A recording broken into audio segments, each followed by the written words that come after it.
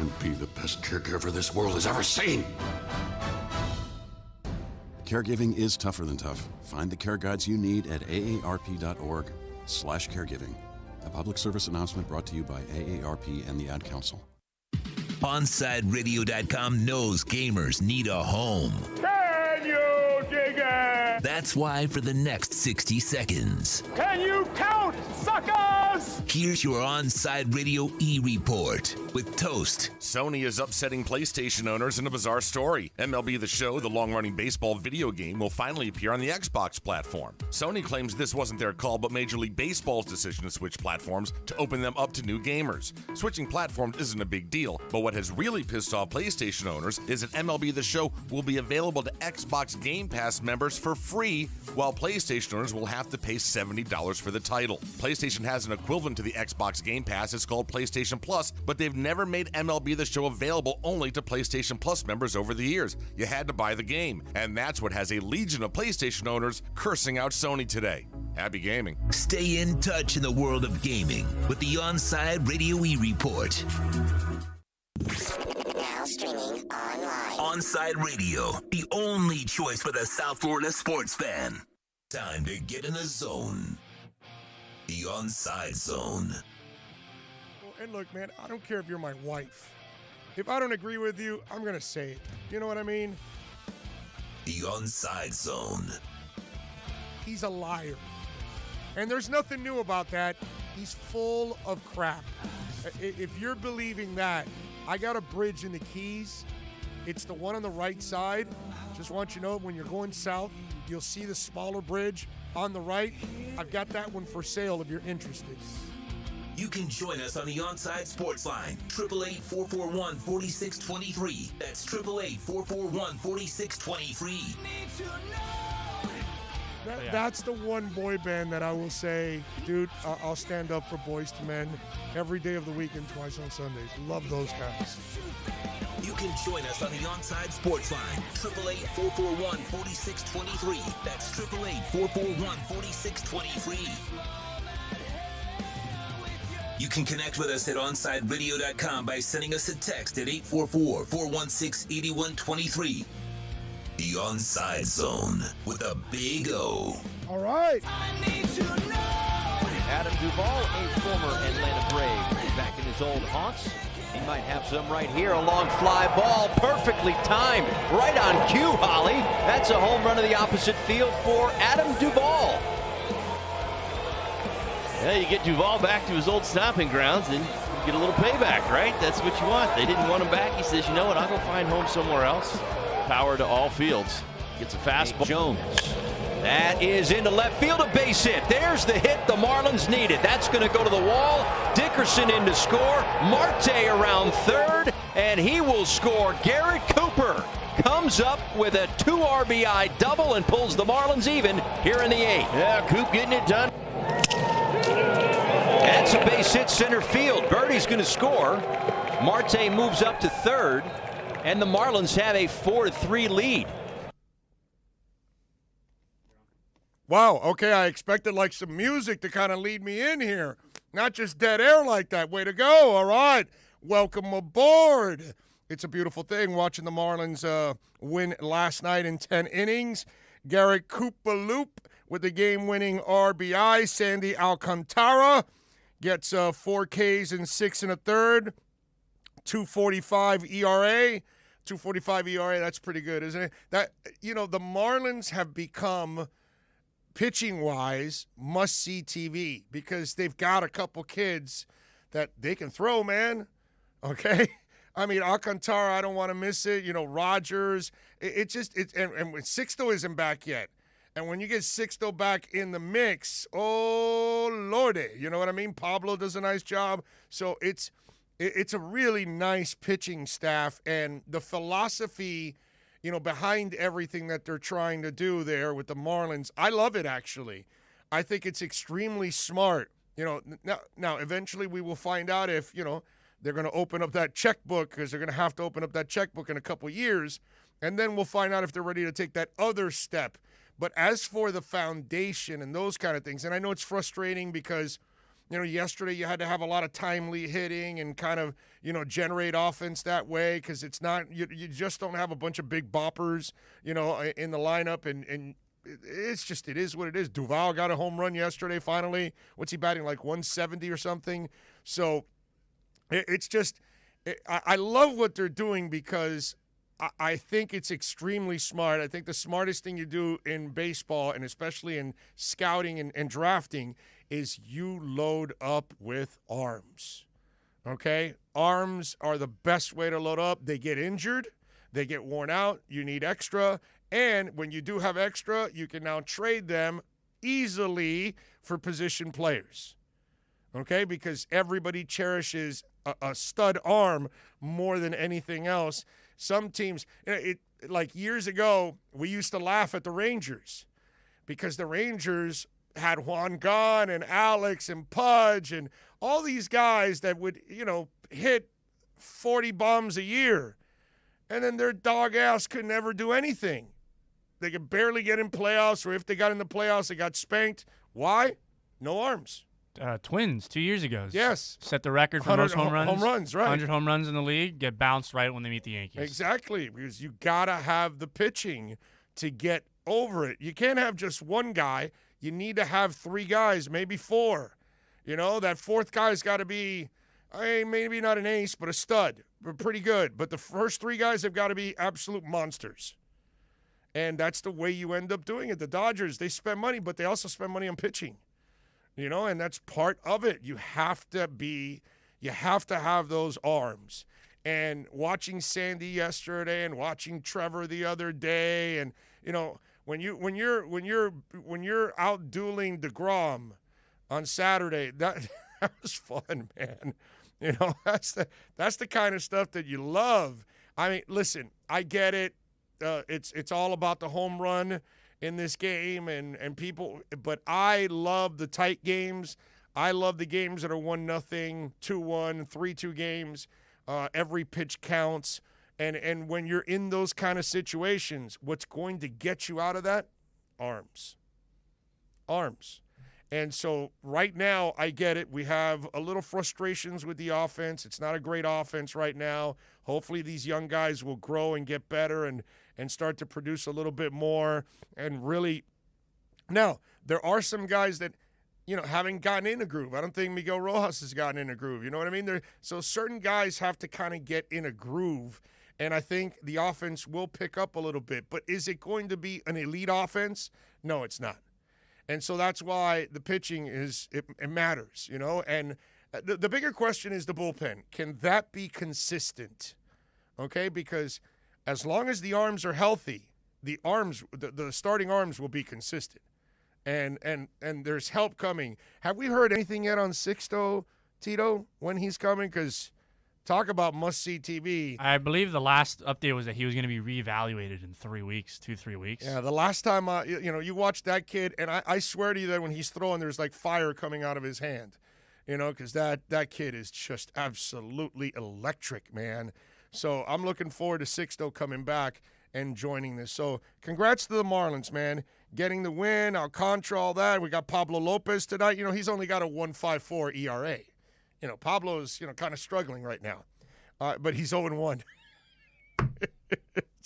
I don't mean to laugh, Pablo, or anything, but it's frustrating for pitchers who kick ass and they're doing their job and they don't get run support. It's like DeGrom on Saturday. DeGrom pitched the hell of a game. He struck out 10 people, right? But unfortunately, he got no run support from his Mets. So Max Fried, who's sporting a 9 ERA right now early on, against Pablo Lopez, 7:20 tonight, if you want to watch that. So nice job by the Marlins, and let's hope that they can build a little bit on that. They're 3-6 now, so let's see. They start getting on a little roll, pick up a couple wins, make the record look a little bit more respectable overall. So we'll talk a little more Marlins tomorrow after they hopefully beat the Braves again, which, by the way, the Braves aren't necessarily red hot either. They're 4-6. They haven't taken it. We all know that they're a heck of a team. I'm not saying that. I'm not saying that the Marlins half game behind them in the division, by the way. Right. I'm not saying that the Marlins are better or equal or whatever. The Braves are a hell of a team, but Stella hasn't found their groove yet. So these are the moments you want to take advantage. If you're the Marlins, try to get your play going and take advantage of a team that still has not really taken off yet. And so this is a good opportunity for the Marlins to try to do that. 888-441-4623 if you want to get in on the program. As you hear, my partner in crime here, Tito Benash, is back from vacation. So how was your vacation, bro? It was great. It was great. Really, it was nice not hearing about crypto for about a week. And then, there you go. But I'm back, and I'm excited to be back. There you go. Yeah, and 63,000. There you go. Crypto, bro. On your way back, and you got a Bitcoin today. So you got your own Bitcoin, and you got 63,000. So, there you go. I figured I'd surprise you with a little present on the way back. So where'd you go, bro? Would you go to the Brazil, the Bahamas? I went to North Carolina. I went to a nice little cabin, disconnected from the digital world for a little bit, and did some hikes. I did three hikes in a matter of a week. So I'm a mountain man now. Where'd you say? Where was it again? North Carolina? Yeah. Okay, that's a really nice place, man. It's a really nice state. It's a beautiful state. I've been to North Carolina several times, and I really, really like North Carolina. I've been there with the wife, been there with my buddies. Years ago, I don't know if I've ever told this story. I don't think I've told this story on this place yet, but years ago, I'm talking about years ago, my buddies and I got in the car, and we did a tour of the preseason. And so we went all along the southeastern United States, everywhere the Heat was playing for like a week and a half. And so they were playing in Orlando, and they were playing in, I think it was Atlanta, and they also played in North Carolina. And when we went up there, they played at the Dean Dome in North Carolina. And they were playing against Michael Jordan and the Bulls. And so that was like the pinnacle of the trip. Was okay, yeah, we're gonna go, and then we're gonna see the Heat and the Bulls. It's a preseason game, I get it, but it was at the Dean Dome, and we said, well, Michael's gonna play. There's no way Michael goes to the Dean Dome and sits down for the entire night and does. And sure enough, he played. Gave us a couple highlights. We were all cool and all that. And these were the Cycli years, I want to say, the Sherman Douglas years and that kind of stuff. It was a long, long time ago. It was fun. And so, I don't know why I want to say that we saw a game in Jacksonville. I forgot now. I have to go back and look at what that preseason was like. But I know we had like 4 stops. It was years ago, man. And I remember going to North Carolina, and we went to Fort Bragg. We went on the Duke campus, on the NC State campus, the North Carolina campus, because they're all like within miles of each other. And I will say this, the Duke campus was, dude, awesome. It was impressive, okay? Not saying anything else, whether you like Duke or hate Duke or whatever. I don't care about that. Just talk about the campus. And so was, by the way, the North Carolina Tar Heels campus was absolutely phenomenal. But, yeah, I've been there. I've been to North Carolina. I've stayed up in the woods there and then in Tennessee, too. I've done both with the wife in North Carolina and in the Smoky Mountains, too. Smoky Mountains are cool, too. That's a nice place to find some cabins to hang out in and chill out. So good to have you back, Tito. We are ready to rock. Today, Safid Dean is going to join us at 12:34, so he'll join us in the third segment. The Dolphins beat writer for the South Florida Sun-Sentinel. Josh Edwards will join us in hour number 2, NFL draft analyst for CBS Sports. We'll get his thoughts on everything going on with the draft. And then 4 fun numbers. Tito is back, so we'll play 4 fun numbers in the third hour. Of course, we will take your phone calls. We will take your texts at 844-416-8123. If you got a question on Twitter, you can send it in at Big O Show. If you're watching on YouTube, please smash the like button. That is the most important thing you can do to support our program, is smash the like button to support our station. Because when Kai is on, or when Toast is on, or when Dono's on, or when Juan is on, when Jazz is on, when Austin is on, when David is on, you name it, any of our hosts are on, smash the like button on YouTube, okay? And, of course, like, subscribe the podcasts all throughout. Those are the ways that you really are going to support us, along with, of course, our sponsors, which is very important to continue to build a real South Florida sports station, which we all know we are the only real South Florida sports station, and we're only getting started. We're going to keep adding, and we're going to keep adding more. It's kind of like a blockchain where you can add a second level. Crypto, bro. Exactly, and then build all kinds of businesses on that blockchain. That's what I'm talking about. NFTs, you name it. That's what we are. We are the blockchain of sports in South Florida, and we are going to grow and grow and grow, baby.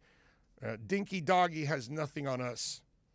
Just lost about 99% of you there.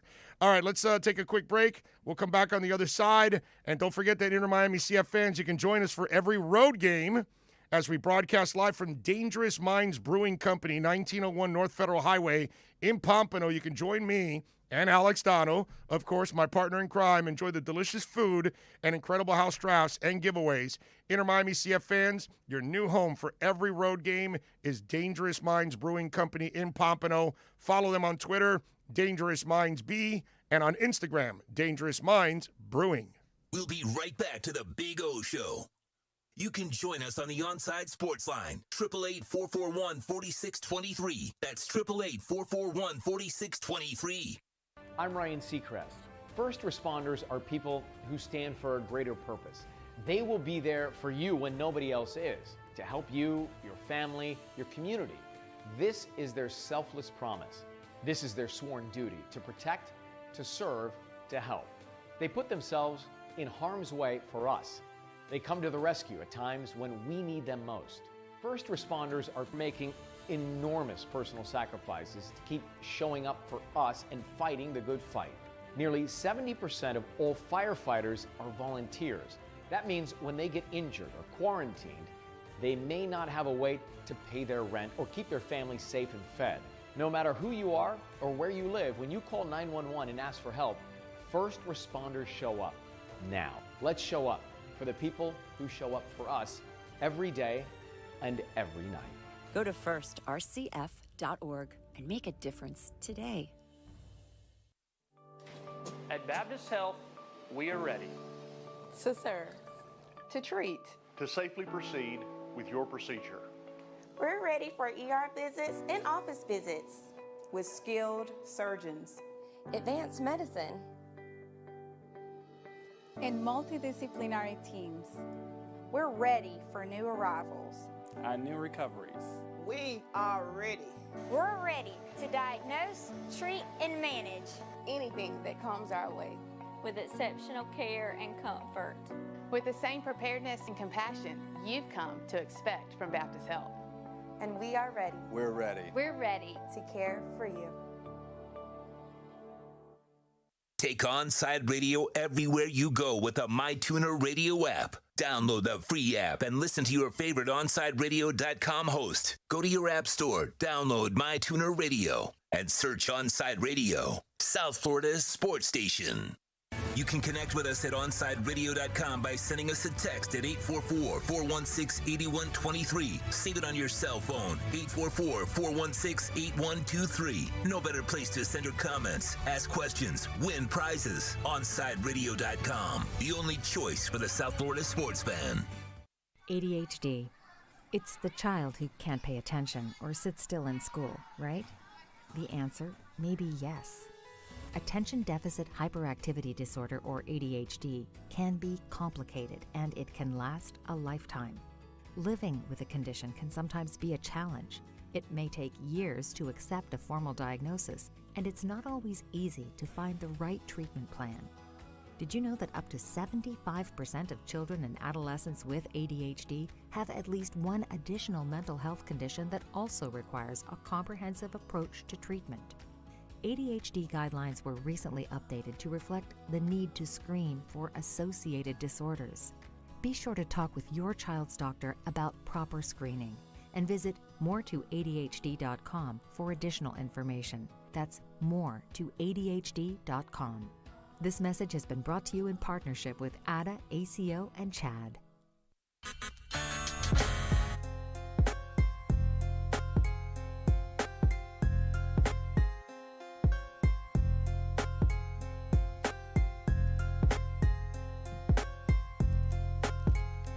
Welcome back, folks. We take you, of course, till 3. My man Alex Dono will take over then. And, of course, if you want to get in, we got the phone lines open at 888-441-4623. That's 888-441-4623. The text line, if you want to comment on anything we're talking about, or you want to send in a question or an insult or whatever it is, we love you either way. At 844-416-8123. That's 844-416-8123. And, of course, you can always do it there on the YouTube chat board. For those of you that are watching on YouTube and Twitch, thank you as always. So Julian Edelman retires, and obviously he failed the physical. Tried to play. He wanted to play, but it looks like his body did not agree with it. And, you know, he talked about in the audio that, hey, he would play until the wheels fall off, and it looks like they fell off. And so, listen, Julian Edelman, and I was talking a little bit about it with Kai.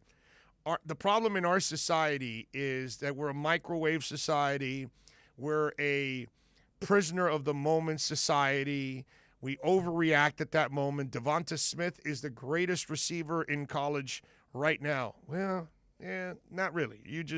That's all you saw this year, and you don't remember Jamar Chase. And I was saying that all throughout while everybody was pumping up Devonta Smith. I said, no, the dude that didn't play this year is better.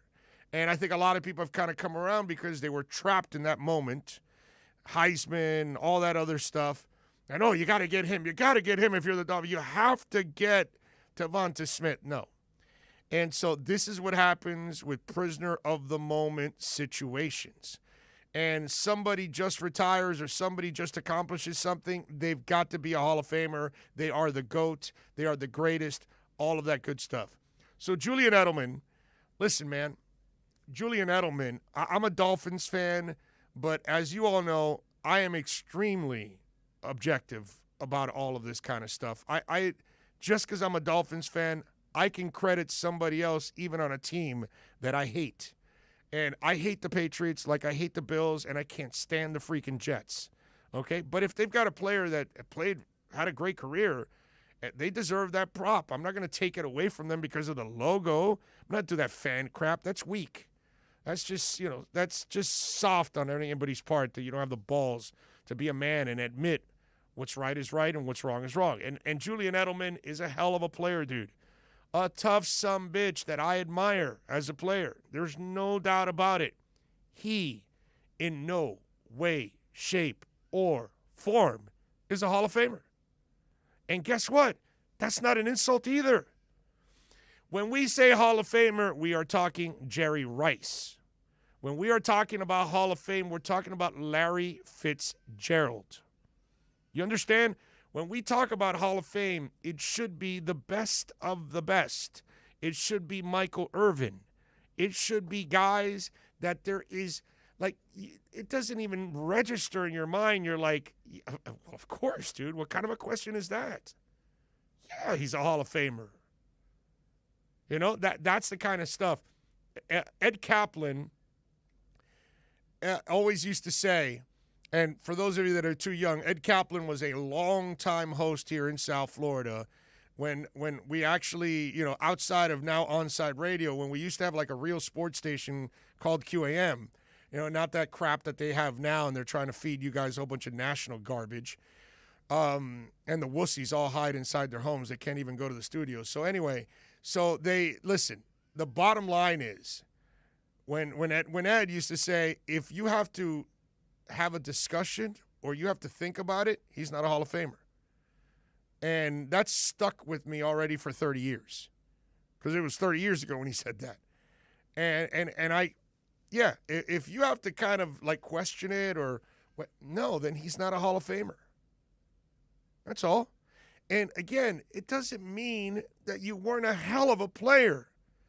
It doesn't mean that I'm not going to admire you as a player. Okay? Wesley Walker, I think was the name of the guy for the Jets. He had one eye. And he played his ass off. Hell of a player. Can't stand the Jets. But I got to give Wesley Walker some credit. He's a good player. You know what I mean? And that's that's kind of the trick of it. And let me tell you something. Sometimes you're a product of the system.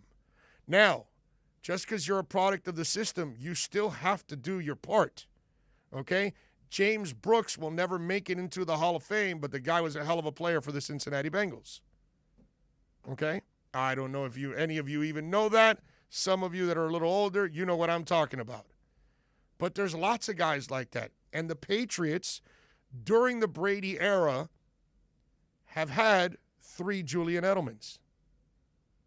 Troy Brown, Wes Welker, and Julian Edelman. Those are the 3 guys. All terrific players, man. Anybody would want Troy Brown on their team as a receiver, and also he was a monster on special teams. That's how he came in. That's how he became a player, through special teams. I'm trying to remember now the Tennessee kid that was a special teamer and became a heck of a receiver for the Titans. I'm trying to remember his name now, but he's not a Hall of Famer, but a hell of a player, dude. So let me, because I like doing things in perspective, all right? So Julian Edelman, I looked up his stats here for his career now. He has 6,822 yards, 36 touchdowns. Where is that Hall of Fame? Yeah, he got to the playoffs. Well, because he's on great teams. Okay? Phil McConkey was a tough little sumbitch. Got to a Super Bowl and won it. Doesn't mean he belongs in the Hall of Fame. And no, he's not Julian Edelman. Still a decent player, not Edelman style. But just to kind of bring it home, because I always like giving you the national perspective, and then I mix in something that we all can connect with. Nat Moore. So Julian Edelman has 6,822 yards. Nat Moore was a hell of a player. He has 7,546 yards. Julian Edelman has 36 touchdowns. Mr. Tito Benash, since you're a youngin', how many touchdowns do you think Nat Moore had in his career? I want to say 80. 74? Wow, I was close. Yeah, damn right you were. He had double the touchdowns of Julian Edelman. I've got 4 more Dolphins with better stats than Julian Edelman. That's what I'm saying. And Nat Moore's not a Hall of Famer. Mark Clayton. Well, no, that's a Hall of Famer. Clayton and Duper have gotten screwed. Okay, so I was going to say Clayton and Duper. For sure. Irving Fryer. Oh, he was a stud, man. The preacher. Here's another one. Chris Chambers. Yes, not a Hall of Famer. Not a Hall of Famer, but better stats than Edelman, though. Yeah. So I get it. Edelman was he fell into a terrific situation that allowed him to enjoy a lot of success. But don't embarrass yourself by calling him a Hall of Famer. And you're not insulting him by saying he's not a Hall of Famer. A hell of a player. Just like Nat Moore was. A hell of a player. Nat Moore is my favorite Dolphins receiver of all time. Okay? All right? And yes, we had Paul Warfield here, and we had here the Marx brothers, and the aforementioned Irving Fryer, and Chris Chambers, and all of that. But my favorite receiver, Dolphin receiver of all time, has always been Nat Moore. That was the guy that I thought I was out in the streets in Little Havana playing football, all that stuff. Always.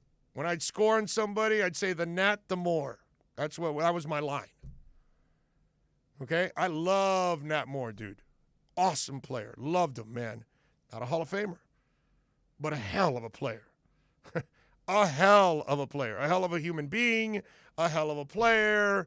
Reliable. Was a stud also on special teams early in his career. All of these kind of things, but not a Hall of Famer.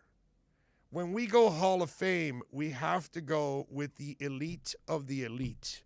When you're talking about Randy Moss, that's a Hall of Famer, okay? I believe Steve Smith Sr. is a Hall of Famer. It has to be people that were a little extraordinary, pretty special, and usually guys that could lift up other people, okay? Even in the aforementioned Irving Fryer. Irving Fryer had some of the worst quarterbacks in New England Patriots history throwing him the ball. In fact, let me see if I can, just to have a little fun, okay? I want to have a little fun with this. Let me see if I can. I'm just going to look up something crazy. All right, let me go to, let's see. In 91, okay?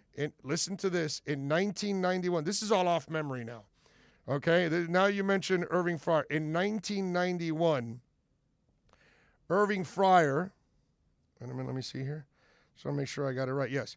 Irving Fryer had 1,000 yards, okay, receiving. He had exactly, where is it here? Damn it. I want to say he had 1,000. I know. Oh, yeah, we do. We got to break it. Safadine here. He had 1,000. Let me see. Where was it? Damn it.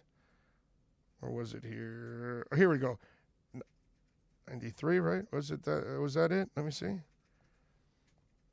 Oh, man. Where are we now? Oh, well. I can't do it now, but I'm taking up too much time here to figure all this out. But he had some of the crappiest quarterbacks in his career during his time. And yet he would still get a good amount of yardage with mediocre quarterbacks. And to me, that was the impressive part about Irving Fryer, that he could still rise above the talent that was on the field with him and elevate that guy that he was playing with. And yet, it wasn't a stud quarterback. And he would get close to 1,000 yards and things like that, or 1,000 yards, which was sick. I'll go through the stats. Safadine from the South Florida Sun-Sentinel will join us next. Now streaming online. Onside Radio, the only choice for the South Florida sports fan. Hey, it's Big O for EJD Construction, your custom home builder, additions and home remodeling. Our lives have changed. We're making our homes more of an oasis. Call the right place. Call the right people. Eric at EJD Construction for over 16 years. A-rated member of Angie's List in the Better Business Bureau. 305-433-4843. That's 305-433-4843 for EJDconstruction.com. Join the Inter Miami family in 2021 by becoming a 2021 season ticket member. Enjoy enhanced access benefits and pricing not available to general fans. Visit intermiamicf.com/tickets for more information. If you missed Man of the Match with Alex Dano, you missed. So Deshaun Watson has sat down with new Texans head coach David Culley. Did he have his teeth in for the interview, David? He's a little older. Hold on, let me get my dentures in here, Deshaun. Deshaun, hey, just give me a second. We're eating this pineapple here. It's getting stuck in my dentures. Was he watching Murder, She Wrote during the meeting? Deshaun, it's getting a little late here. It's 7 o'clock. I got to go to bed soon, all right? Deshaun, it's 4:30. I've got to go to the early bird special. Deshaun, give me a second. I'm just taking my Metamucil here. If you just give me a second. I've taken Metamucil before, actually. It works. I'm not even that old. Man of the Match with Alex Dano, weekdays live on South Florida's home for sports talk, OnsideRadio.com. With Make-A-Wish, the impossible becomes possible. A girl battling cancer can become a race car driver battling the course. The boy showing all the nurses his fire trucks can take the helm of a real one. Wishes can give kids with critical illnesses the strength to keep fighting, get better, and grow up. Where there's a wish, there's a way. Wishes need you. Visit Make-A-Wish at wish.org. Saturday mornings, 9 a.m., Sean Stanley hosts the Square Circle Digest. But to be the man, you gotta beat the man, and I'm saying, woo, right here, I'm the man. Now, wrestling fans have a place to call home as Sean covers the very colorful world of wrestling. Tune in every Saturday from 9 to 10 a.m. on the home for sports fans worldwide, OnsideRadio.com. Onside Radio continues to grow. To make your life easier, you can now find your favorite sports station by downloading the MyTuner Radio app and listen to your favorite OnsideRadio.com host or catch a great Inter Miami CF match.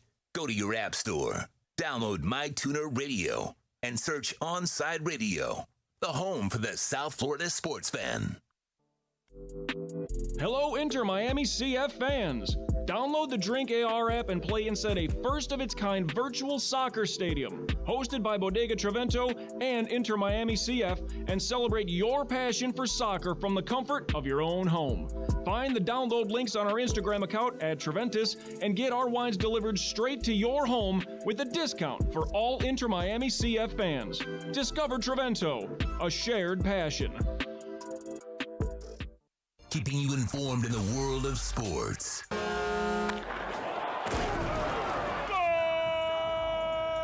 With an OnsideRadio.com sports update. Miami Marlins getting the win yesterday. They knocked down the Atlanta Braves 5-3 in extra innings. Garrett Cooper had 3 RBIs, driving in the go-ahead run in the 10th inning. Yimi Garcia picks up the win. Game 2 is tonight at 7:20. Pablo Lopez on the mound for the Marlins. Miami Heat are back in action tonight. They take on the Phoenix Suns. Second game of a back-to-back for the Suns after they beat Houston last night. Tip-off is slated for 10 p.m. Suns going as the betting favorite.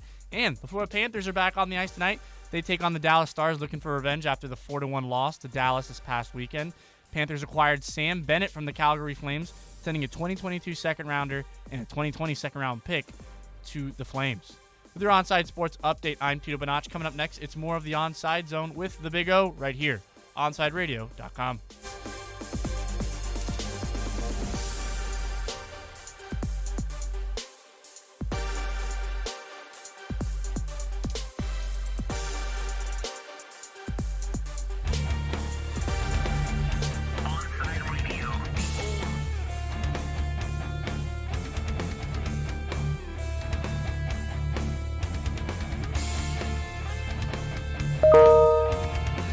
All right, we're back, baby. We promised you we're going to talk to Safid Dean here, Dolphins beat writer for the South Florida Sun Sentinel. And, of course, you can follow him on Twitter, like I and many others do, at Safid_Dean. Dean, the dancing machine. How you doing, baby? I'm doing good, Big O. Long time no talk. Glad to reconnect with you, man. It is great to have you back on here with us at Onside Radio, my friend. So you feel like you already know what the Dolphins are going to do at 6? Come on, tell us. Let's go. Cough it up. Do I know what they're going to do? Yeah, you know. Come on. You know that. They talk like the older regimes. They give you all the information. They tell you exactly what they're doing. Go ahead, Safid. Give us the pick at number 6 for the Miami Dolphins. What does the Safid Dean crystal ball say? With the 6th pick in the 2021 NFL Draft, the Miami Dolphins select whoever's left over from the 4th and the 5th pick, man. In a perfect world, okay, you're now Chris Greer. In a perfect world, what are you hoping for at number 6? What do you think is the move that is the best for the Dolphins? I'm hoping for a pass catcher. I'm hoping for a guy who can score some touchdowns. That's what the Dolphins need. They've needed that for a couple of years, honestly. They need another person who can score the football, make plays, and more importantly, just score touchdowns, man. You have to give Tua Tagovailoa another weapon on offense, some better weapons that he had last year during his rookie season, some better weapons that the Dolphins had overall in the last couple of years. But I think more importantly with this draft coming up is if you're Chris Greer and you're Brian Flores, you're hoping, you're praying that the Atlanta Falcons take quarterback at number 4. You're expecting quarterback to go top 3, whether it's Trevor Lawrence, Zach Wilson, Justin Fields. You're hoping the Atlanta Falcons take Trey Lance at number 4. And you're hoping even if they don't take a quarterback or they trade out, that the team that does inquire for the number 4 pick from Atlanta takes a quarterback there. I don't think the Dolphins would be in that big of trouble if Kyle Pitts or Jamar Chase went off the board at 4 or 5. But if one of those guys is still on the board when they make their pick at 6, I think that's probably the most ideal scenario for Miami. No, so it sounds like you weren't falling for that bullshit last week about Mac Jones for San Francisco, which I mean, seriously, dude, if you fall for that, I need to have your email so I can send you an email that says, I'm a Nigerian prince that needs a little help, and if you give me help, I'll give you $10 million. No, seriously. I like that scam. That's one of my favorite internet scams. Damn there. right. Damn right. No, seriously, you weren't falling for that, right? You weren't falling for the banana in the tailpipe because I don't know how. And listen, I know my boy really well, Daniel Jeremiah, so I can't wait to see him next year when I hit the road again, and I'm going to F with him on that one because he fell for that hook, line, and sinker, and he's a former scout, so I'm going to mess with him because I've known him since he was a scout for the Ravens and the Browns. So for me, it's like, how do you fall for that in the lying season? You didn't fall for that at all either, right? You don't trade 3 first-round picks, for Mac Jones. I'm Right, sorry. bro, and I think Kyle Shanahan showing up at Alabama's pro day to see Mac Jones was the icing on the cake on that smoke screen there, and that just set all of the talks off for what San Francisco was trying to create there with intrigue for the number 3 pick. Look, the Dolphins weren't in the quarterback market. They got some value back for the pick. We'll see if the Dolphins ultimately made the right move. If they miss out on Chase and Pitts, they're going to be in a little situation there. Do you take Jalen Waddle? Do you take Devontae Smith? Do you take Penny Sewell? The Oregon left tackle with the number 6 pick. Are we going to judge the Dolphins for trading out of the pick and not taking a player like Chase or Pitts when they could have had that player? But I don't believe the Mac Jones smoke at all. I think Justin Fields is going to be an incredible quarterback in San Francisco, especially with Kyle Shanahan and the offense he wants to run. And I really think the 49ers, once they get that quarterback that's better than Jimmy Garoppolo, they'll be doing really well too. But we'll be here, thinking about in Miami if the Dolphins made the right move, getting rid of that number 3 pick for a few more picks. Yeah, what really is going on is that San Fran doesn't want to show their cards at all, who they like, because they're hoping that the goofball Jets pick the opposite guy, and then they take the guy that they feel is going to be the guy. Maybe the guy that the Jets get is the better one, but I think they don't want to help the Jets in any way, shape, or form, and it's kind of that attitude. And I don't blame them for that, for putting out all the smoke and mirror stuff that's going on, because that way you kind of keep yourself in a position of still some leverage, because you traded up for 3. You want to get obviously there's a specific guy that they must love at 3. And I'm with you. I think it's going to be Justin Fields because he fits what they do. And then the other thing that you mentioned, the Falcons. I've been saying for a while that I thought they would take Trey Lance because he's kind of Tannehill-ish. So Arthur Smith did the same thing with him over in Tennessee. So he figures he can kind of run the same offense with him that way.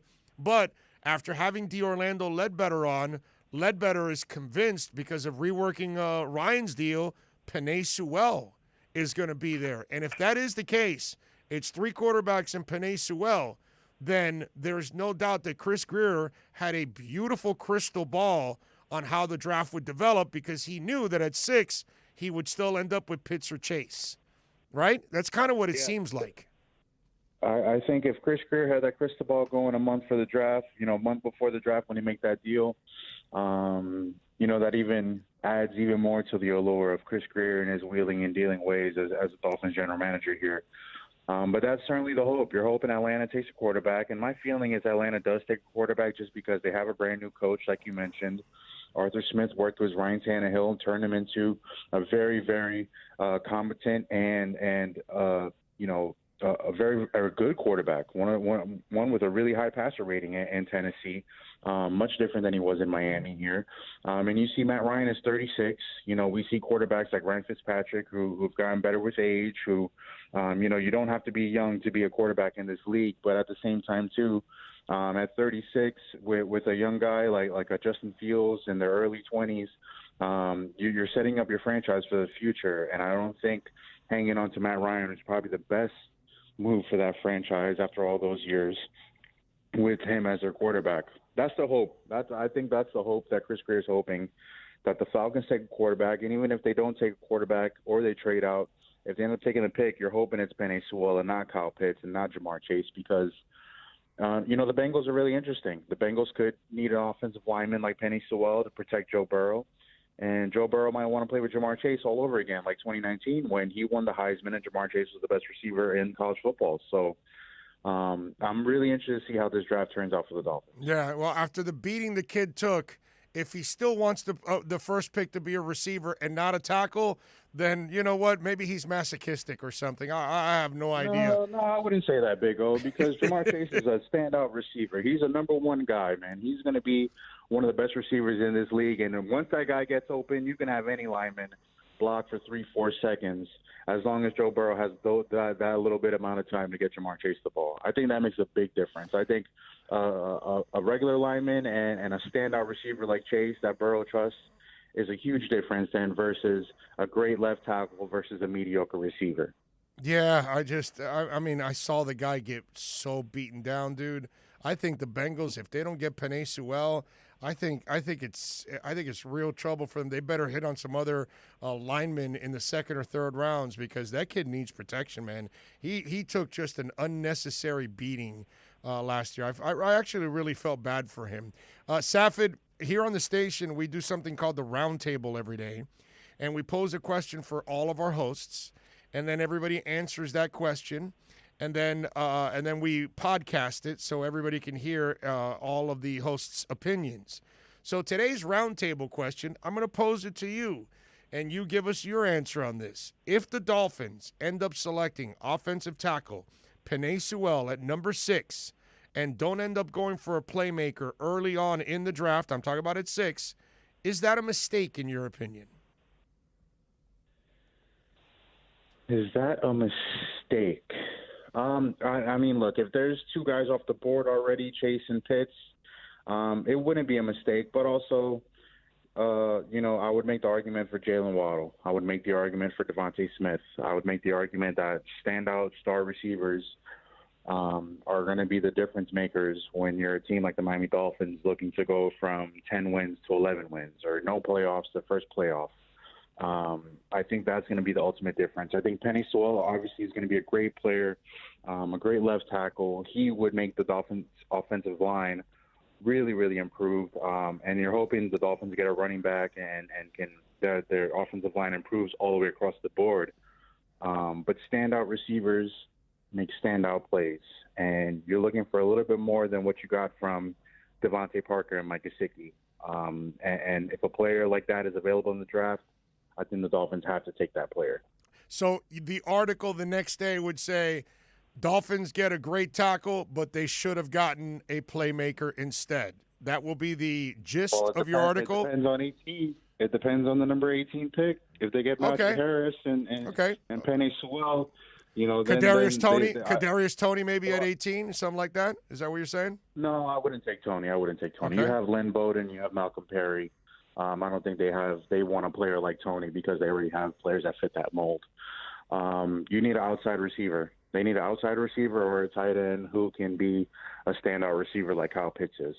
And if you pair that, if it happens to be Penei Sewell, it has to be Najee Harris at 18. I don't think the Dolphins can afford to let a running back come to them in the second round. I think some teams are going to start the running back run. And this year, to me, it's only 3 running backs. It's Najee Harris, it's Travis Etienne, and it's Javonte Williams.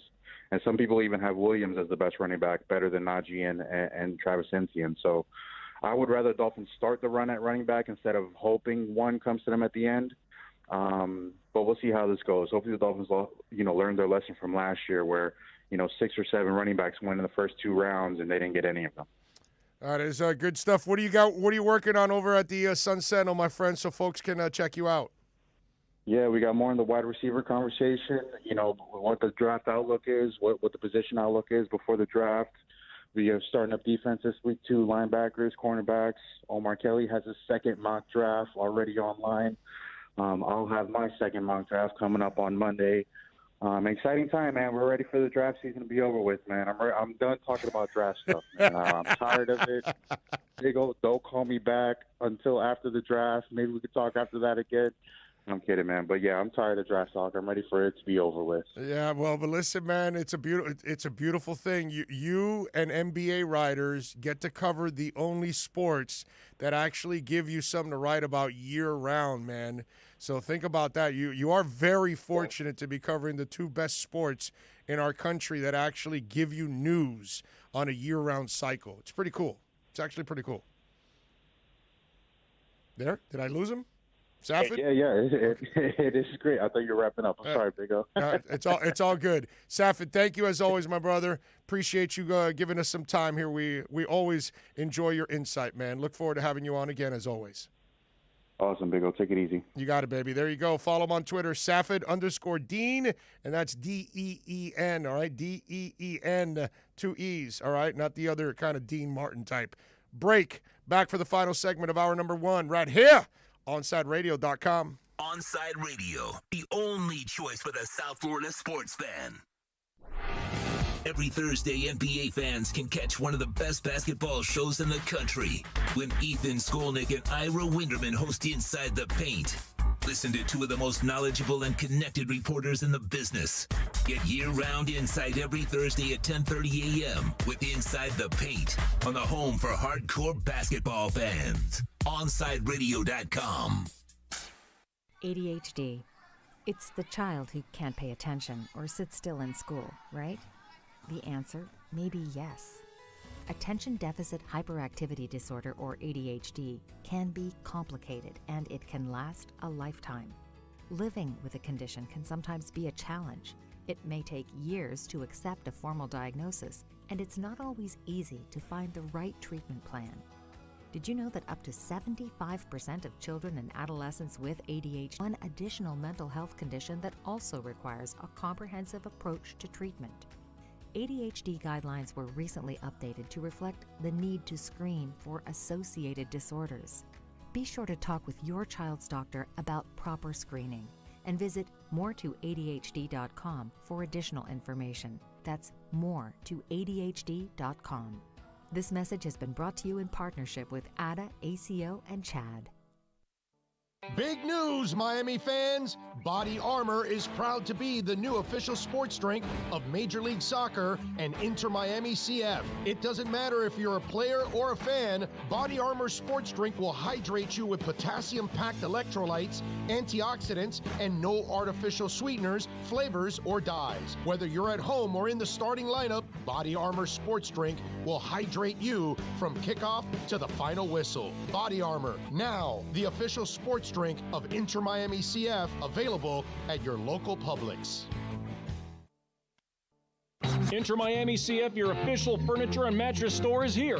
City Furniture is your #1 home source for the trends you want at the prices you'll love, including exclusive City Furniture collections, the widest selection of styles, affordable home accents, mattresses starting at just $99 and more. Create the home of your dreams fast with next-day delivery, plus get 60 months special financing with no down payment. Because City Furniture is here to make it easy so everyone can live life like this, visit cityfurniture.com. If you missed 4th and 20 with Toast and Marsh, you missed. The things that men will do to their junk blows me away. It's like, idiotic. People will, Prince Albert's just... I don't know it. A Prince Albert? You don't know what a Prince Albert is? Prince Albert is when you have them pierce your manhood through like the, like a giant, just, steel rod. On that note. 4th and 20 with Toast and Marsh, weekday mornings from 8 to 10. At Baptist Health, we are ready to serve, to treat, to safely proceed with your procedure. We're ready for ER visits and office visits with skilled surgeons, advanced medicine, and multidisciplinary teams. We're ready for new arrivals and new recoveries. We are ready. We're ready to diagnose, treat, and manage anything that comes our way with exceptional care and comfort. With the same preparedness and compassion you've come to expect from Baptist Health. And we are ready. We're ready. We're ready to care for you. With Make-A-Wish, the impossible becomes possible. A girl battling cancer can become a race car driver battling the course. The boy showing all the nurses his fire trucks can take the helm of a real one. Wishes can give kids with critical illnesses the strength to keep fighting, get better, and grow up. Where there's a wish, there's a way. Wishes need you. Visit Make-A-Wish at wish.org.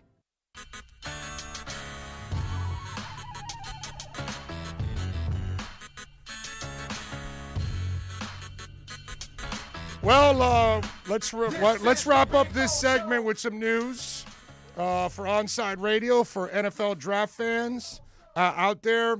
OnsideRadio.com is going to have a 2-night event, Thursday and Friday night. We are broadcasting a draft.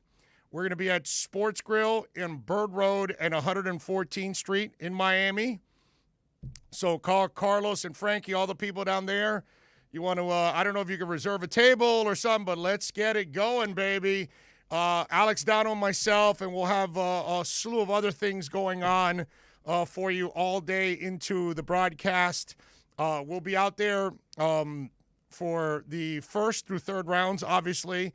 Thursday night, we'll cover the first round, and we'll cover the Dolphins picks, and then we wrap up.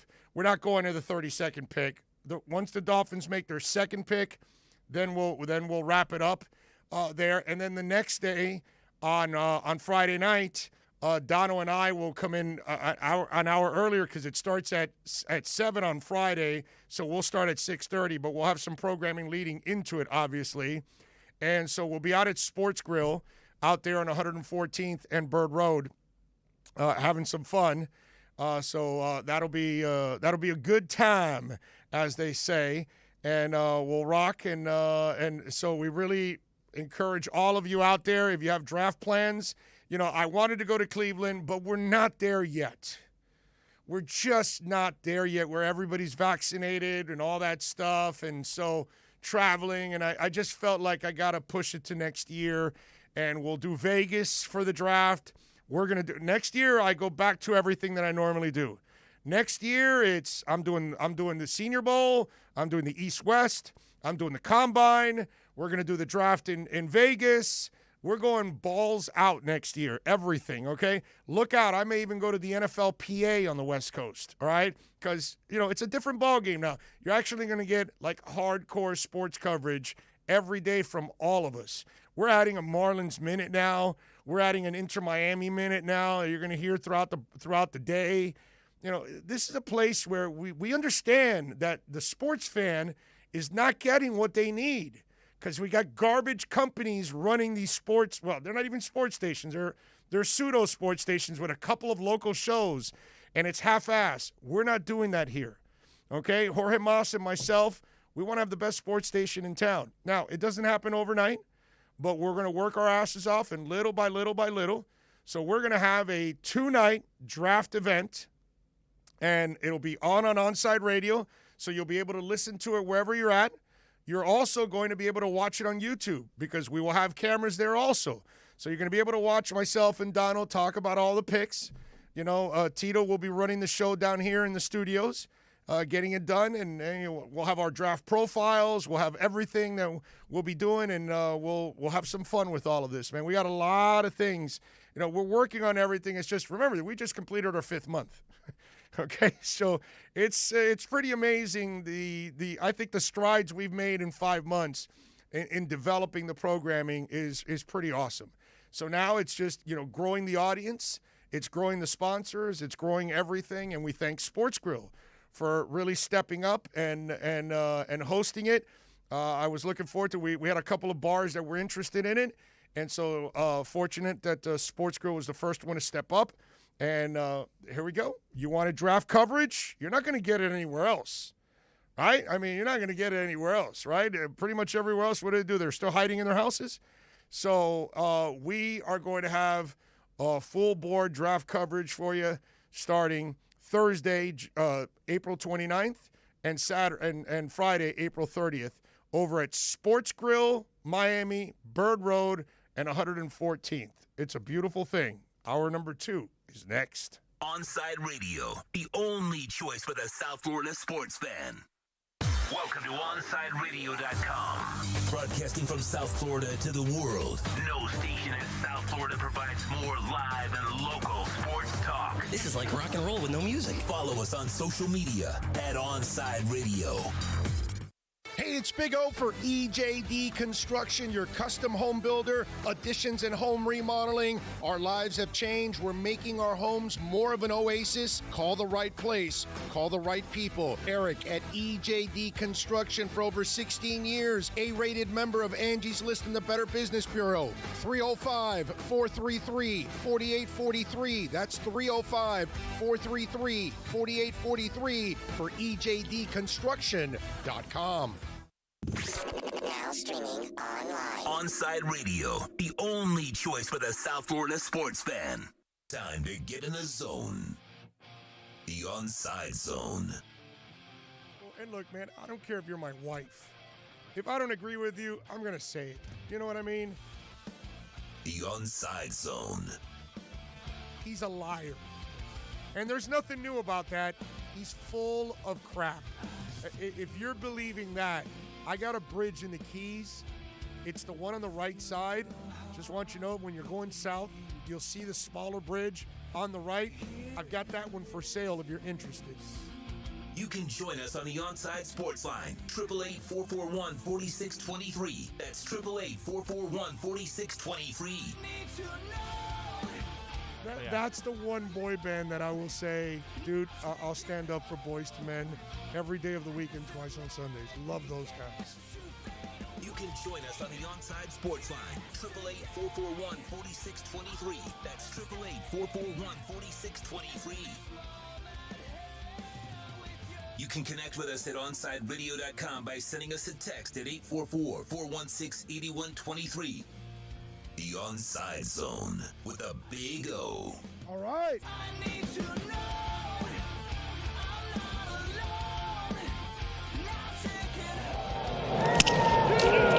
That's a base hit center field. Birdie's going to score.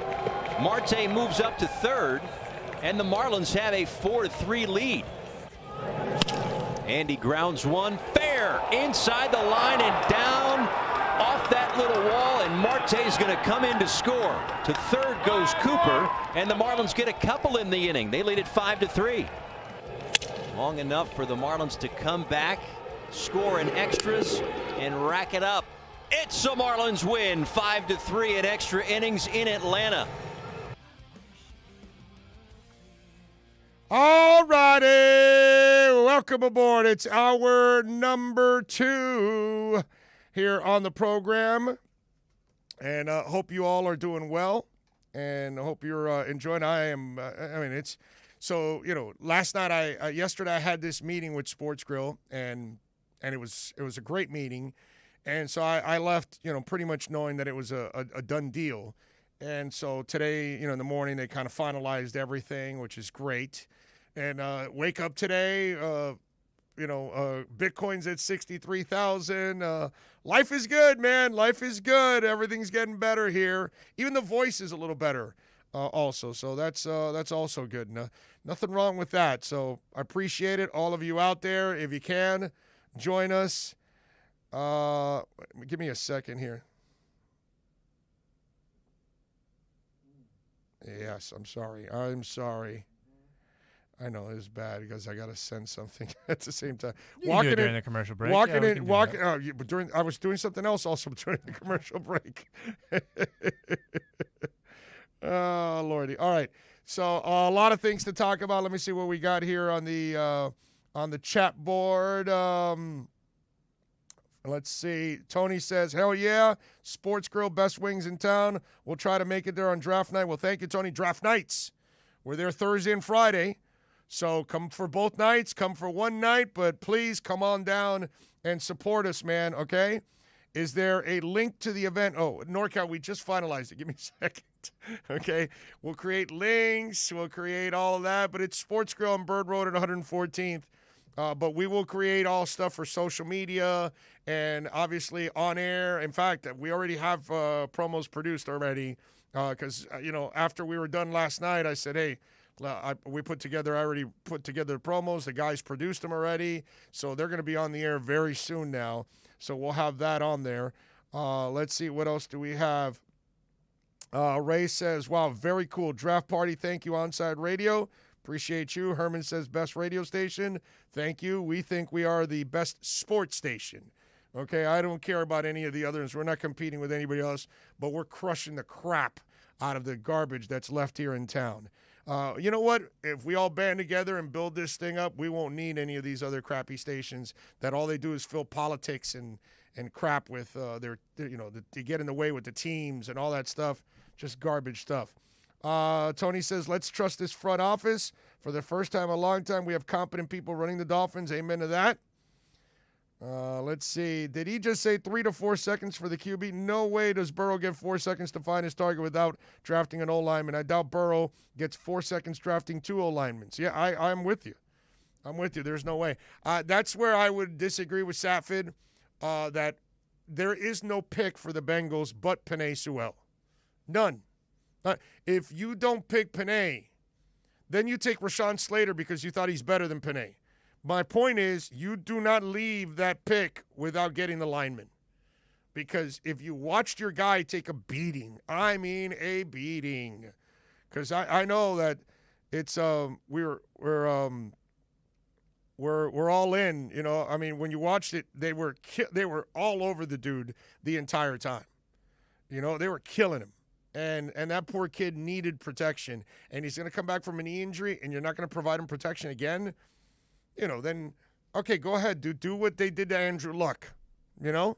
And I'm not even calling this kid Andrew Luck, but if you're gonna do the same thing that happened to Andrew Luck, that you're gonna beat the crap out of him, and you're gonna beat football out of him. I mean, think about this. I was laughing my ass off yesterday.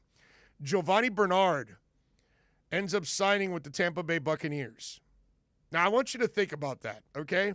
I felt so good for Giovanni Bernard. You know, he's a local kid here, and he's a good kid, and he's had a nice career there with the Bungles. And then I looked at it, and when they said it, his 8-year career, and I said, oh my God, that poor guy wasted 8 years of his talented career on that garbage-ass franchise. You want to see a crazy highlight? What's that? Look up the 2013 Bengals versus Dolphins game on Halloween night. And Giovanni Bernard scores what? Oh, yes. It was a sideline to sideline touchdown. Yes, I remember. Where he breaks, I think, 4 or 5 tackles. Yes. I remember that. I remember doing the post-game show for that. So I remember like, hey, why didn't we get that guy? But I felt so good for him. But think about this. The guy was 8 years in hell, a.k.a. Cincinnati Bengals. And he's like, he doesn't F around. He probably could have signed some other places, but he's like, man, I spent 8 years in that crap hole. I'm going to go to Tampa and see if I can win a championship right now. I don't have any more time. You know, you think about A.J. Green, wasted his career there. You know, just Carson Palmer wasted his career there. So many players, you go there and you are done, bro. You enter like this black hole, and that's it. It's over. You know, you're flying around in space, and then this black hole appears that you didn't see. You're gone. And then you just don't know when. You just keep cruising around forever, and then 7, 8, 10, 15 years later, on the back end of your career, that's when you come out of the black hole. You're like, oh, there's Earth. And maybe you can, just find it. And that's what it's like to get drafted by the Bengals. I mean, at this point, if you're an NFL player or you're a college football player, I swear that I would, hey, are you going to attend the green room? No, sir, I can't. Are you going to be with your family? No, sir, I can't. So what are you going to do for the draft? I'm going to be in church the entire time. Why? Praying I don't get drafted by the Bengals. Seriously, I mean, that's the only way to go about it. You go there and you're done, bro. You're done. Your career's over. Forget about it. Corey Dillon got out, went to New England, won a championship. If you could get out, but what was left of Corey Dillon is what got out. Because after Mike Brown uses you up, he spits you out, and then what's left for A.J. Green now? After all the injuries and the wear and tear, you get A.J. Green now, you're getting a shell of the guy that you got before. Why? Because Mike Brown has already sucked the life out of you. Ugh, man, it is near criminal that guy owns a football team. Okay? Seriously, it's almost criminal. It's right there. It's on the borderline of it. Terrible. Terrible, man. It's terrible. I'm telling you. 888-441-4623 if you want to get in on the program. The text line, 844-416-8123. That's 844-416-8123 if you want to get in on the program. Mr. Edwards, Josh Edwards, is going to join us at the bottom of the hour in our third segment. So we'll talk all things NFL draft with Josh. And again, I'll remind you, we are going to have an NFL draft party starting Thursday, the 29th of this month, and the 30th. So we will be covering every pick that the Miami Dolphins make in the first 2 days of the draft. No, we're not doing the third day of the draft, okay? Not this year. Next year, I promise you, we're going to do all 3 days, okay? All right? I used to do all 3 days, I remember. Well, I remember I did it twice with the former station, and I had to, like, twist their arms to tell them, hey, no, do the third day. Now, it was tough because not you guys love the first and the second day, but the third day you really don't show up. Let's be honest. You don't show up for the 4th, 5th, 6th, and 7th rounds. You'll show up for the first 2 nights. Okay? Yeah, you'll show up for those, but no, not the other ones. The other ones will be, so that one will be tough. We'll see. I don't know. We'll see. Maybe we can build the kind of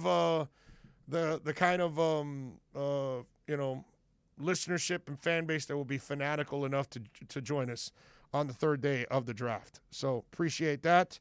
Ezio says, congrats on 5 months. Well, thank you. It's just a start, man. Just a start. We're going to do a lot better, and we're going to grow every single day.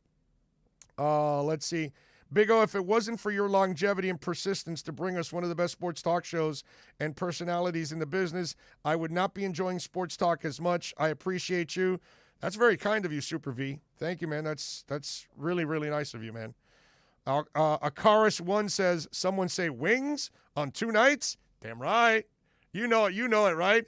You got to have some specials, right? I had some specials the other day at Sports Grill. Not yesterday when I met with the guys at Sports Grill, because we actually met somewhere else.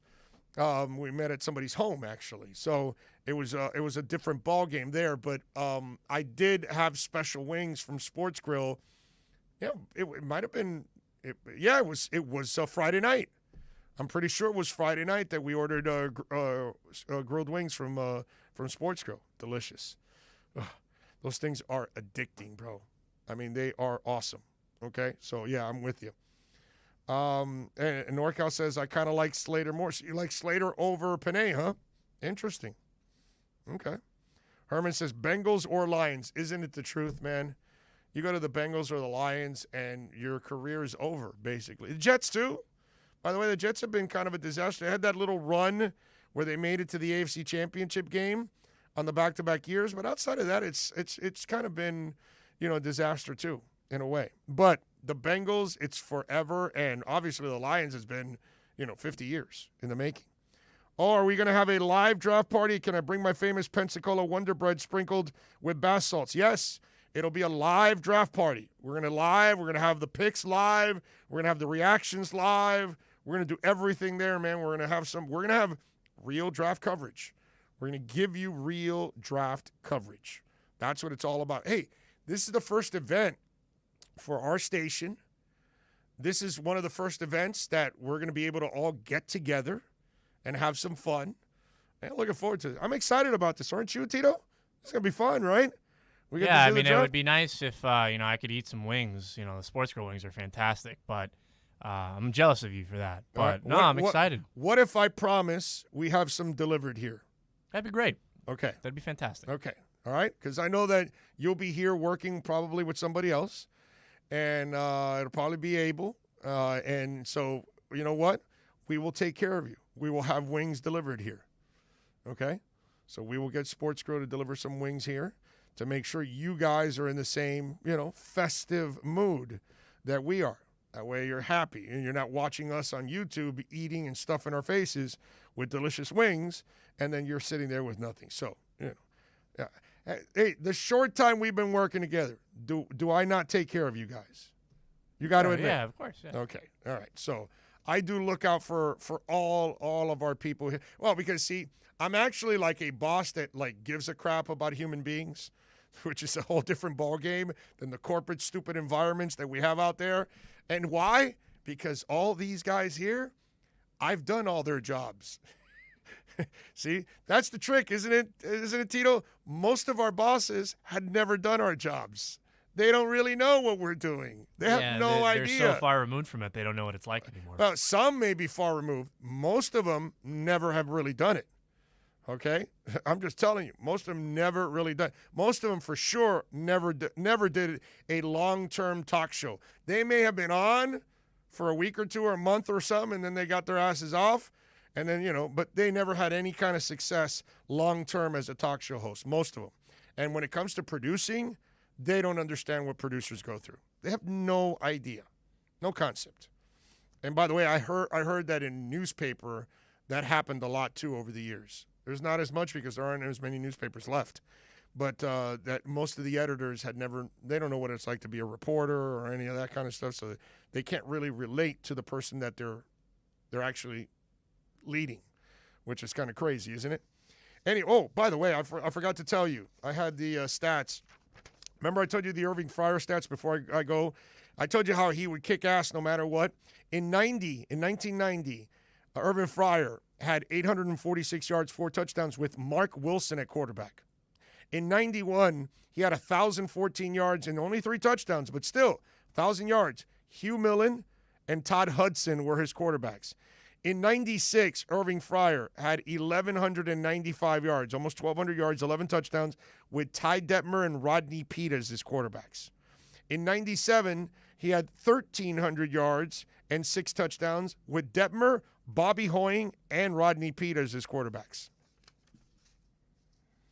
Okay? And Irving Fryer is not a Hall of Famer.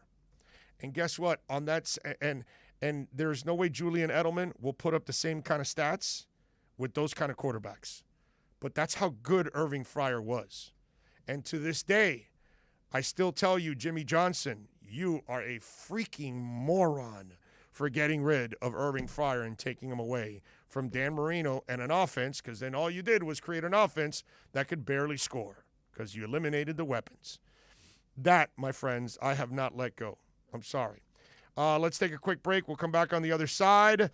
Every Monday, Heat and NBA fans can catch the best hour of basketball talk when Ethan Skolnick and Ira Winderman host the Pallet Rack City Inside the Paint show. Listen to 2 of the most knowledgeable and connected reporters in the business. Get year-round insight every Monday from 10 to 11 a.m. with Inside the Paint on the home for hardcore basketball fans, OnsideRadio.com. We'll be right back to the Big O Show.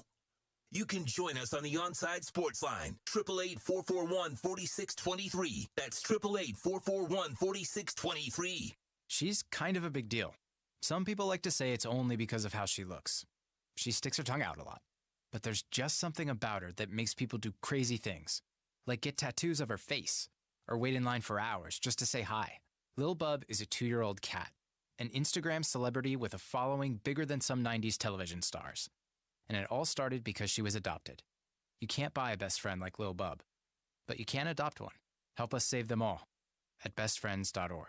Riddle me this. With all this sizzling meat and crunchy veggies nestled between toasty flatbread, who should get credit for Papa John's new papadilla? The person who invented pizza or the person who invented folding? Well, whoever it is, a tip of the tongue hat to you, sir or madam. Get a new papadilla, 4 flavors, just $6 each. Better ingredients, better pizza, better than a sandwich. Papa John's. Big O for M&S Air Conditioning. You know, air quality in your home and business is more important than ever. That's why you've got to call M&S Air Conditioning and let them install a high-efficiency polarized air filter in your AC unit. Folks, it attracts, captures, and destroys biological contaminants to improve your air quality. With stellar customer service, answering your call from 7:30 a.m. till 9 o'clock p.m. For more info on high-efficiency air filters and their preventative maintenance plans, visit M&S Air Conditioning at ac-florida.com. Every Thursday, NBA fans can catch one of the best basketball shows in the country when Ethan Skolnick and Ira Winderman host Inside the Paint. Listen to two of the most knowledgeable and connected reporters in the business. Get year-round insight every Thursday at 10:30 a.m. with Inside the Paint on the home for hardcore basketball fans. OnsideRadio.com.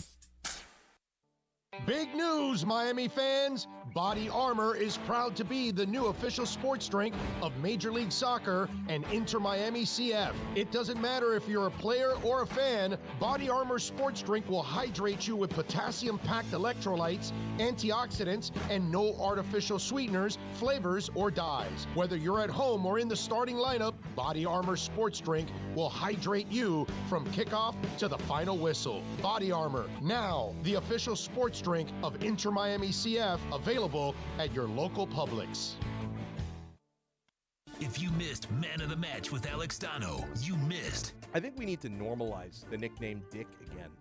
There used to be a lot of dicks.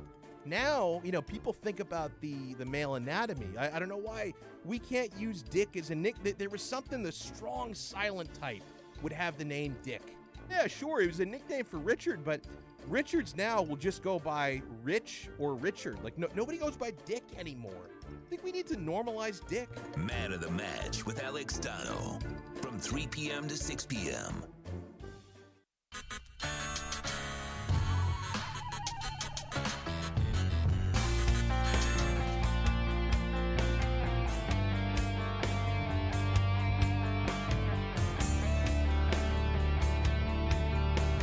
I'm so psyched.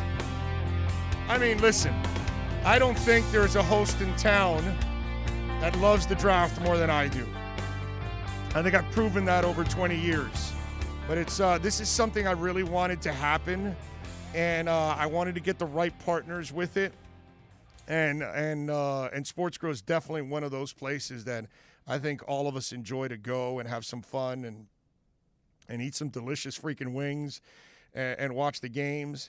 So it's absolutely awesome, so it's a beautiful thing. What else do we have here? I will send the guys in the station some Pensacola bread too. Yes, please, Dougie Fresh, send them some Pensacola bread. They would definitely like that. Okay, I think that would make them very, very happy. All right, so if you want to get in, 888-441-4623. The text line, 844-416-8123. That's 844-416-8123.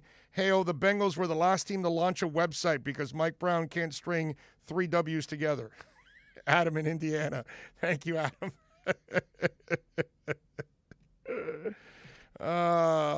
Adam might be a Dolphins fan in Indiana, but they got a pretty good club there with the Colts, man. That franchise, even though they've got, an owner that pops pills like it's going out of style, that franchise actually has done a solid job over the years of being a good franchise, winning a Super Bowl, and keeping itself kind of, maintaining itself. It's had a couple of the peaks and valleys, but I think they got something going on right now. Kenneth Cleveland is live in the Boom Boom Room. He says the lovely ladies of the Boom Boom Room, Hallie, Selma, Sophia, Paige, Charlize, and Beyonce will be live at the draft party at Bird Road. We will be in the Boom Boom limo riding in style. I love it, Kenneth Cleveland, and you better be here, Kenneth Cleveland. You better go to that draft party, okay? All of you out there, I can understand those of you that are out of town watching and listening and downloading. I get those. But the rest of you that live here in South Florida, come on down, man. Join us at Bird Road and 100. It's super convenient. It's Bird and the Turnpike. You get off and you just go east a couple blocks, and it's on your left side. Can't miss it. Easy to get in and out because the turnpike is right there, and you can head to Broward or Palm Beach, or if you want to head down to the Keys, wherever you live, so you can move quickly. It's actually pretty cool because it's literally right off the highway right there. So that's actually pretty awesome. And I'm glad you brought up Kenneth Cleveland. I'm glad you brought this up because I wanted to touch base a little bit on this. Can I defend Paige? Because Paige Spiranek, or Spiranak, is it? Let me see. What is it? It's Spiranak, I think it is, or Spiranek. I'm not sure. Anyways, the golfing beautiful woman, obviously, because she is super talented and obviously beautiful. You all know that. So, as you all know, Hideki Matsuyama won the Masters, right? So the Masters champs every Tuesday, the night of Masters week, they get together for their traditional winner. And the winner from the Masters from the previous year gets to pick out the menu. So Matsuyama, obviously, from the Far East. Paige says the menu for the Champions Dinner is going to be absolute fire next year. So all of a sudden, we had idiots that started going after Paige. And so here's this idiot, Timothy, 4186, says, racist comment, Paige. Thailand has spicy food, not Japan. But then they all look alike, right? Shame on you. You should apologize to the entire Far East planet, Earth, for the sentence you wrote. And so then Paige then says, honestly, it's disgusting how everything gets twisted. I made a comment about how amazing the menu will be next year because I love Japanese food. Most winners create menus to honor where they come from, and I would expect Hideki to do the same. Problem is, when you're old, okay, and this old white dude, okay, doesn't understand what fire means. Fire means cool. And I tweeted back to him another old white guy that is still saying cool and bitching, okay? Because that's probably his time. He's 60s, 70s. Oh, that's bitching. I mean, I get it if you want to still stick with it, but learn the new lingo. When it was fat, okay? When it was bad, and when it's fire. You got to understand that the lingo changes over the years. It doesn't stay cool and bitching from the 60s. Okay? It just doesn't. That's just the way it is. Everything evolves in life. And you've got to evolve as a human being. You got to understand the lingo that the next group of people have. Okay? I mean, years ago, whether they're calling it a marijuana cigarette, nobody calls that anymore. Hell, they may not even call it a joint anymore. Now they call it a blunt. Everything is different. The times change. So then everybody started going after the guy. Okay? So, they started hammering the dude. And so I joined along and I had to hammer the guy too at the same time. I mean, give me a break, bro. Learn that the word fire means cool, okay? Like, we're going to have special grilled wings on draft night and on the second night. And those wings are fire. They are. Learn the lingo, you old fart. If not, then you look like a complete idiot. Calling Paige a racist. That is just wrong on every level. I got a bunch of things that I want to get to also today, man, on the program. But I'm going to take a break now. Josh Edwards is going to be kind enough to join us on the other side. We'll get his thoughts now on the draft. We'll get his thoughts on what he thinks is going to end up happening. Miami is obviously getting ready for the pick number 6, April 29th. And we will be at Sports Grill on Bird Road and 114th, baby, to celebrate that. So make sure you join us out there. Have a good time. Anyway, let's take a quick break. We'll come back on the other side with Josh Edwards from CBS Sports. Talk a little NFL draft.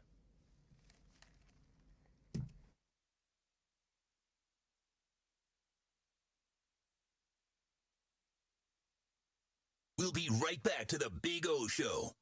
You can join us on the Onside Sports Line, 888-441-4623. That's 888-441-4623. There are those who dedicate themselves to a sense of honor, to a life of courage, and a commitment to something greater than themselves. They have always defended this nation and each other. They still do. The few, the proud, the Marines.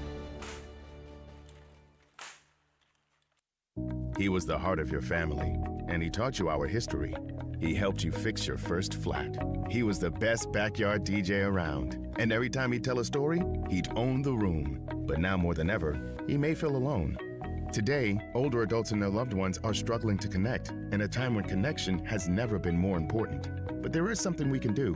Embrace our older loved ones through StoryCorps Connect. With StoryCorps Connect, you can honor seniors remotely with an interview about their life. Every interview will be archived at the Library of Congress, becoming part of American history, so that years from now, future generations can listen in. All right, Grandpa, what's one piece of advice you have for me? Just 3 words, sweetheart. Live with courage. The man that had the best stories still has plenty of stories to tell. So connect virtually and share the conversation of a lifetime at storycorpsconnect.org/AARP. Connect, honor, share. StoryCorps Connect. A message from AARP, StoryCorps, and the Ad Council. He has an overbite that makes him look like a cartoon character, a slightly crooked eye, and an uncommonly wrinkly neck. In the right light, he can look a little like a garden gnome, and he'll wear a bow tie just because. Sure, you might call him a little quirky, but that's exactly what makes him so perfect. Tuna is a 3-year-old Chihuahua Dachshund mix with more than 700,000 followers on Instagram, and it all started because he was adopted. You can't buy a best friend like Tuna, but you can adopt one. Help us save them all at bestfriends.org. Inter Miami CF, your official furniture and mattress store, is here. City Furniture is your #1 home source for the trends you want at the prices you'll love, including exclusive City Furniture collections, the widest selection of styles, affordable home accents, mattresses starting at just $99 and more. Create the home of your dreams fast with next-day delivery, plus get 60 months special financing with no down payment. Because City Furniture is here to make it easy so everyone can live life like this, visit cityfurniture.com. Catch a South Florida staple every afternoon as Alex Dono hosts the Man of the Match. Dono covers everything from football to football to MMA. Tune in to one of the most complete sports shows in the country with Man of the Match with Alex Dono from 3 p.m. to 6 p.m. every weekday, exclusively at OnsideRadio.com. Riddle me this. With all this sizzling meat and crunchy veggies nestled between toasty flatbread, who should get credit for Papa John's new papadilla? The person who invented pizza or the person who invented folding? Well, whoever it is, a tip of the tongue hat to you, sir or madam. Get a new papadilla, 4 flavors, just $6 each. Better ingredients, better pizza, better than a sandwich. Papa John's. Keeping you informed in the world of sports.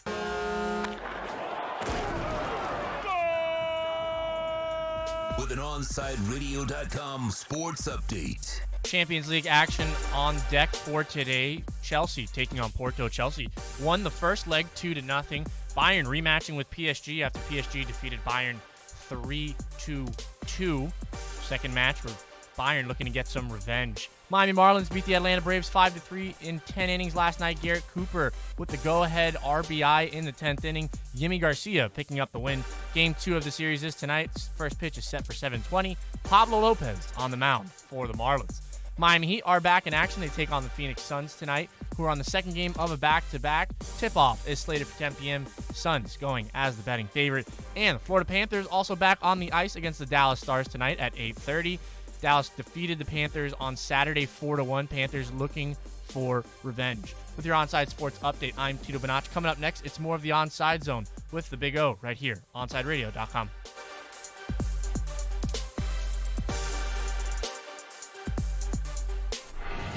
Every Thursday, NBA fans can catch one of the best basketball shows in the country when Ethan Skolnick and Ira Winderman host Inside the Paint. Listen to two of the most knowledgeable and connected reporters in the business. Get year-round insight every Thursday at 10:30 a.m. with Inside the Paint on the home for hardcore basketball fans. OnsideRadio.com.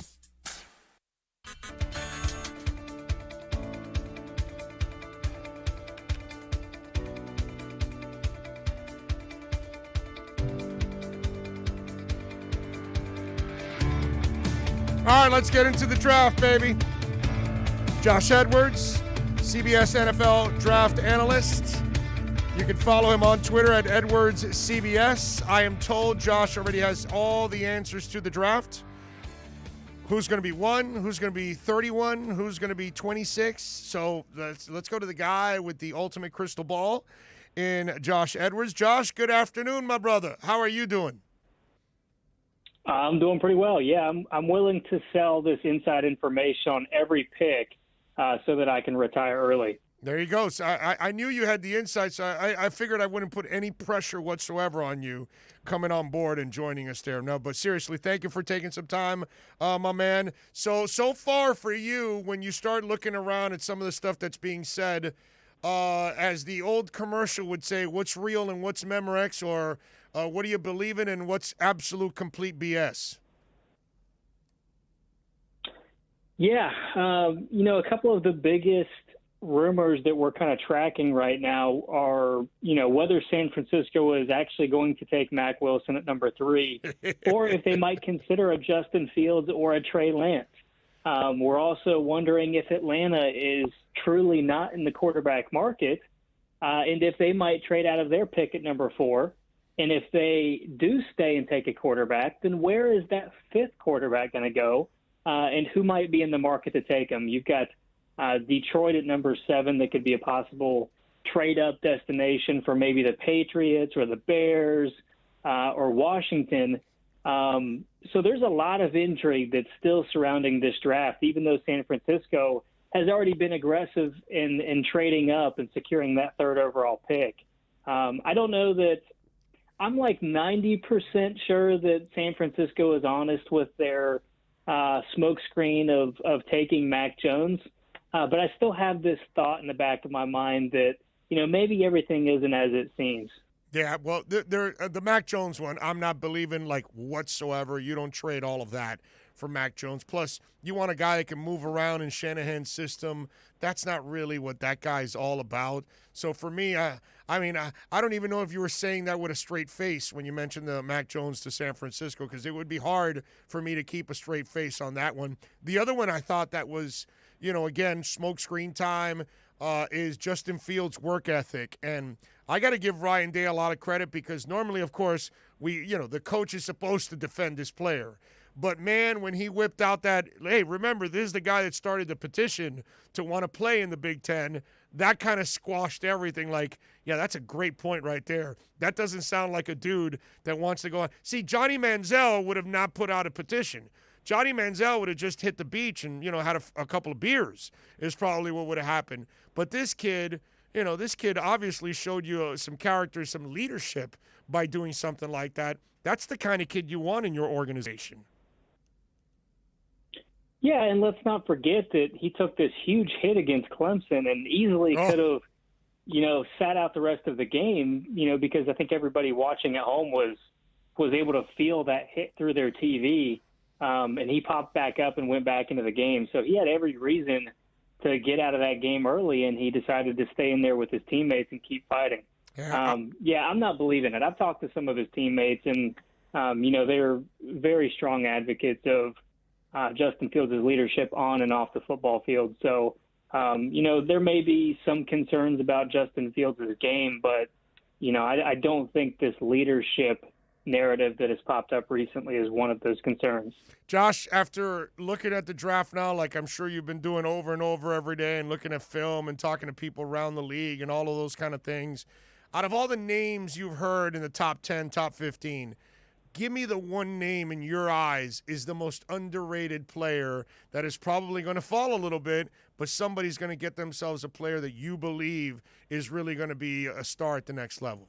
Yeah, I think it's possible that Rashawn Slater falls a little bit because I'm starting we're kind of hearing that Cincinnati might actually take Jamar Chase at number 5 overall. And I think Kyle Pitts is either going to go number 4 to Atlanta if they just. Well, I think we lost Josh Edwards there. That's the beauty of live radio, baby. In live radio, you got to be prepared for anything whatsoever. And in the middle of an interview, sometimes they have not, they haven't perfected cell phones and those kind of things. So we'll get Josh back on. And by the way, you can follow him on Twitter at EdwardsCBS if you want to follow him for some of the NFL draft coverage. He also does Kentucky football recruiting too. So he double dips like most of us in this world. We got to have multiple jobs. Doing a nice job here in this interview with us. So you can follow him on Twitter at EdwardsCBS. We'll get to Josh here in a second. Josh, you back? I'm back. Yes, sir. Yeah, Go ahead. Apparently the radio line just couldn't stand what I had to say about Rashawn Slater. I like Rashawn Slater a lot. I think, Atlanta at number 4 is probably going to take Kyle Pitts if they decide to stay there. If they don't, then, I could see Miami taking Pitts at 6. And I think Cincinnati's probably considering either Penei Sewell or Jamar Chase at number 5 overall. So suddenly you're talking about a guy like Slater who has 5 position versatility that could slide down, as far as number 12 to the Eagles. And then you're talking about a real value pick for that team who, was very, I think, cost aware this year by trading down and picking up some additional draft capital and still being in a position where they're probably going to get a blue chip player with 5 quarterbacks going in the top 10. That's I'm with you, man. That's, Slater's one of those guys that when you listen to people, they think he can be as good as Sewell or maybe even better. And here's the other thing, Josh, that I kind of find crazy. If Cincinnati at 4 or at 5, I'm sorry, and Penei is there, and they don't take him, I find it to be extremely irresponsible. I get it. I love Chase. I think he's the best receiver in the draft. Don't get me wrong, but there's your quarterback's not going to be able to find Chase downfield if he's on his butt. And considering the beating that Burrow took last year, and Josh, you know it, we all saw it way before the knee injury. That kid was getting beat up every week. There were like lowlights of the slams and the hits that he was taking. So it's not that I wished it upon the kid, but it almost felt like it was the inevitable that he was going to break down. I would find it so irresponsible if I'm a Bengals fan and they don't take a tackle to protect that young man. You agree? Yeah, I do agree. I think you have to take into account positional value. It's a lot easier to find wide receivers in today's NFL than it is to find quality offensive tackles. I think the gap between Sewell and a player that you're going to take in the second round at the offensive tackle position is a lot steeper than it would be between Jamar Chase and, maybe an Elijah Moore from Ole Miss or a Kadarius Toney from Florida or, whatever your slot of choice is. I think the gap is a lot smaller than it would be at the offensive tackle position. So, if Joe Burrow doesn't have time in the pocket to deliver the football, then it doesn't really matter who he's throwing to. And he's already got some competent pieces there anyway with Joe Mixon able to catch passes out of the backfield. He's got Tyler Boyd. He's got T. Higgins. I mean, there's pieces there. I think you could certainly add another guy to the mix, but I think it's a much, much lesser need than offensive tackle. So I do agree. I think it would be irresponsible to take a wide receiver over an offensive tackle, but we see those kind of decisions made every single year. All right, we do something here, Josh, on our station. It's called the Round Table, and we pose a question every day to all of our hosts, and everybody's got to answer it. And then the producer at the end of the night gets all the answers, puts it together, and puts it out as a podcast so people can go after some of the top subjects of the day. So the one posed today, I'm going to actually pose to you also, and I'd like to hear what your viewpoint of all of this. If the Dolphins end up selecting offensive tackle Penei Sewell at number 6 and don't end up going with a playmaker early on in the draft at number 6, is that a mistake in your opinion, Josh? No, it isn't a mistake because I believe heavily in, fortifying your offensive line before you start worrying about some of these other luxuries on offense. Because at the end of the day, it all starts in the trenches. If you're not strong up front, then it doesn't really matter what you have in the skill talent department. So I would be very comfortable taking one of those top offensive linemen if I were the Dolphins. I don't think that they will. But I understand the thinking if you were to take an offensive lineman, because Robert Hunt is a guy that I really liked coming out of the draft last year, but he's better suited playing inside. So there's certainly a path for Penei Sewell to be, an early contributor to that Dolphins team. At the same time, Kyle Pitts is kind of a unicorn. So I think that's probably the decision that they're weighing at number 6 overall there between those two players. That would be interesting if it does end up there. What's your gut tell you that Miami wants at 6? Is it as obvious as Pitts and Chase in your eyes too? My gut tells me that it is not only Chase and Pitts, but I think they are more so keyed in on Kyle Pitts. I think that's probably who they would prefer between those two players. Again, just because of the positional value, and the type of talent that he's a true unicorn. I mean, so many people want to discuss wide receiver or tight end. This is a guy that's going to be a mismatch nightmare. I mean, you can line him up anywhere on the field, and he's going to be a mismatch for the opposition. So, I don't get hung up on the labels. When you're talking about the amount of true difference makers in the NFL at the tight end position, you're looking at a very narrow list with the Travis Kelce's, the Darren Wallers, the George Kittles. So in terms of positional value, I mean, it's even tougher to find a tight end than it is to find a wide receiver. And Kyle Pitts is one of the most unique that we've seen at that position in quite some time. Josh Edwards, NFL draft analyst for CBS Sports, joining us. All right, so let me give you an interesting twist. Let's say they do end up getting Pitts there at 6. Now, a lot of Dolphins fans want running backs. They want a running back finally here. And I got to tell you, I love the Dolphin running backs currently that they have and what they've developed, but I love them as number 2s, number 3s, and number 4s. I think Myles Gaskin really proved to be a nice player. In fact, at times he was top 10 in just yardage from line of scrimmage last year, which is pretty impressive for a 7th-round pick. But I love him as a number 2. I don't believe he's a 1. And a couple of the other guys that they have, I like them as backups. I don't believe they have a number 1. So at 18, Josh, if Harris is there, do you take him if you're the Dolphins, or do you wait to 36 and hope that the North Carolina kid or Travis Etienne are going to be there? It's hard to think that Harris will last that long, but do you first go to eat first in the buffet and say, I'm first in line, I'm going to take the running back now?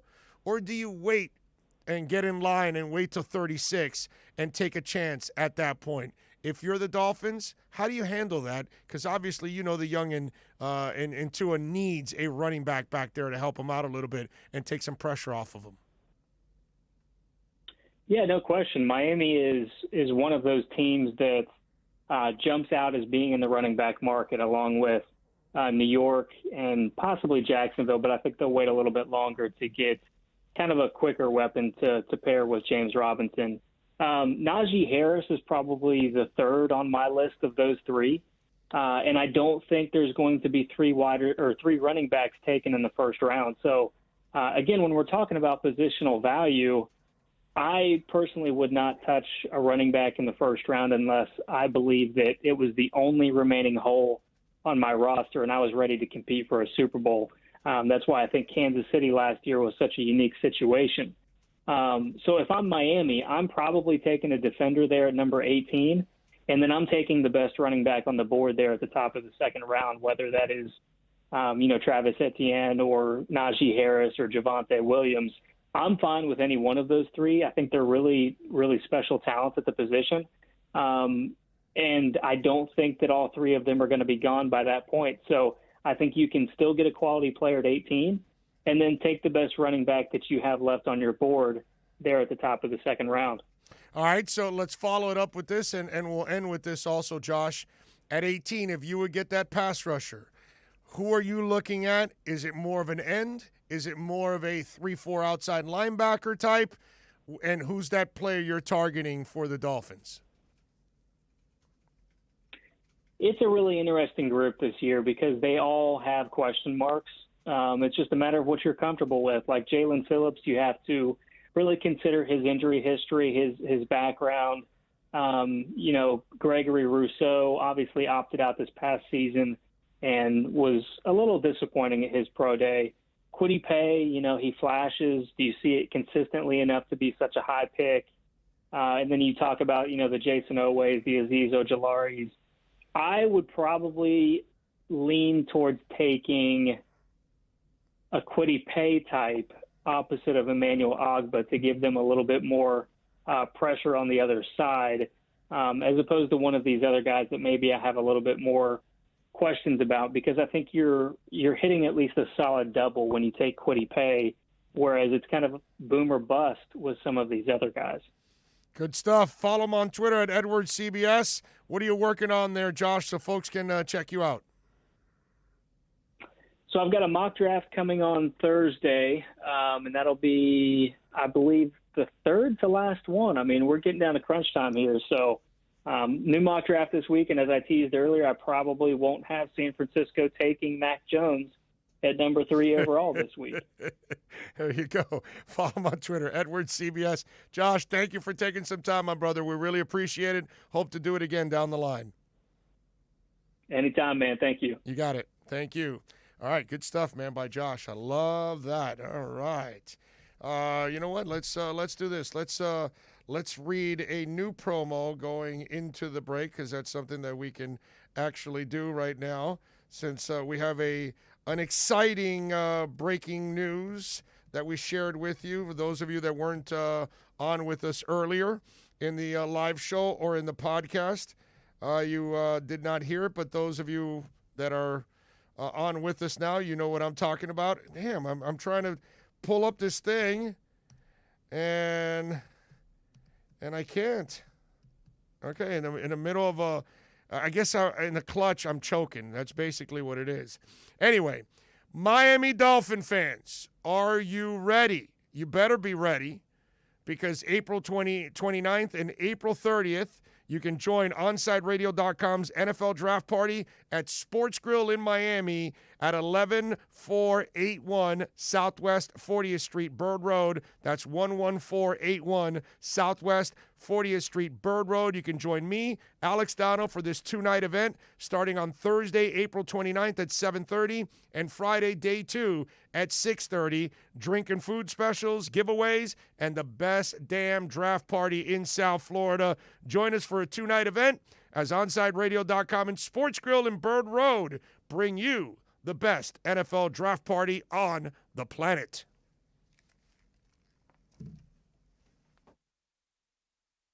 We'll be right back to the Big O Show. You can join us on the Onside Sports Line, 888-441-4623. That's 888-441-4623. For over 20 years, Mr. Glass has been committed to the safety and satisfaction of our clients. Our products are the culmination of innovative engineering, aesthetic appeal, and the highest levels of quality. Through our legacy, Mr. Glass strives to impart the true meaning of quality, service, and sustainability to new generations. Reputation, experience, and trust is why clients choose Mr. Glass. Live the future now. Locate a dealer near you today. If you missed NBA insider Ira Winderman and the Acura of Pembroke Pines Miami Heat report, you missed this. That they don't do that they don't go to the bottom and they don't tank. And I'll give you the perfect counter to that. Look what happened twice in Cleveland when LeBron James left there. How they were awful when he left the first time, and I don't know if there's a word, awful-er, now when he left the second time. So I think that's the testimony to the commitment, honestly, from the Arisons down to Andy Ellisberg and Pat Riley in the front office, the commitment they've made not to stink. The Acura of Pembroke Pines Miami Heat report with NBA insider Ira Winderman, exclusively at OnsideRadio.com. At Baptist Health, we are ready to serve, to treat, to safely proceed with your procedure. We're ready for ER visits and office visits. with skilled surgeons, advanced medicine, and multidisciplinary teams. We're ready for new arrivals and new recoveries. We are ready. We're ready to diagnose, treat, and manage anything that comes our way with exceptional care and comfort. With the same preparedness and compassion you've come to expect from Baptist Health. And we are ready. We're ready. We're ready to care for you. Inter Miami CF, your official furniture and mattress store, is here. City Furniture is your #1 home source for the trends you want at the prices you'll love, including exclusive City Furniture collections, the widest selection of styles, affordable home accents, mattresses starting at just $99 and more. Create the home of your dreams fast with next-day delivery, plus get 60 months special financing with no down payment. Because City Furniture is here to make it easy so everyone can live life like this, visit cityfurniture.com. Can I get a captain? Captain and what? Captain and ginger. I can't hear you. Captain and ginger. He was a captain and ginger. Captain and ginger. He was a captain and ginger. Captain Morgan, official partner of Major League Soccer. Hey, it's Big O for EJD Construction, your custom home builder, additions and home remodeling. Our lives have changed. We're making our homes more of an oasis. Call the right place. Call the right people. Eric at EJD Construction for over 16 years. A-rated member of Angie's List and the Better Business Bureau. 305-433-4843. That's 305-433-4843 for EJDconstruction.com. Baseball fans will go deep into the count with Alex Aguirre and Christian Chase. Catch the show that talks Marlins and all the big stories in the major leagues. Saturday at 8 a.m., exclusively at OnsideRadio.com.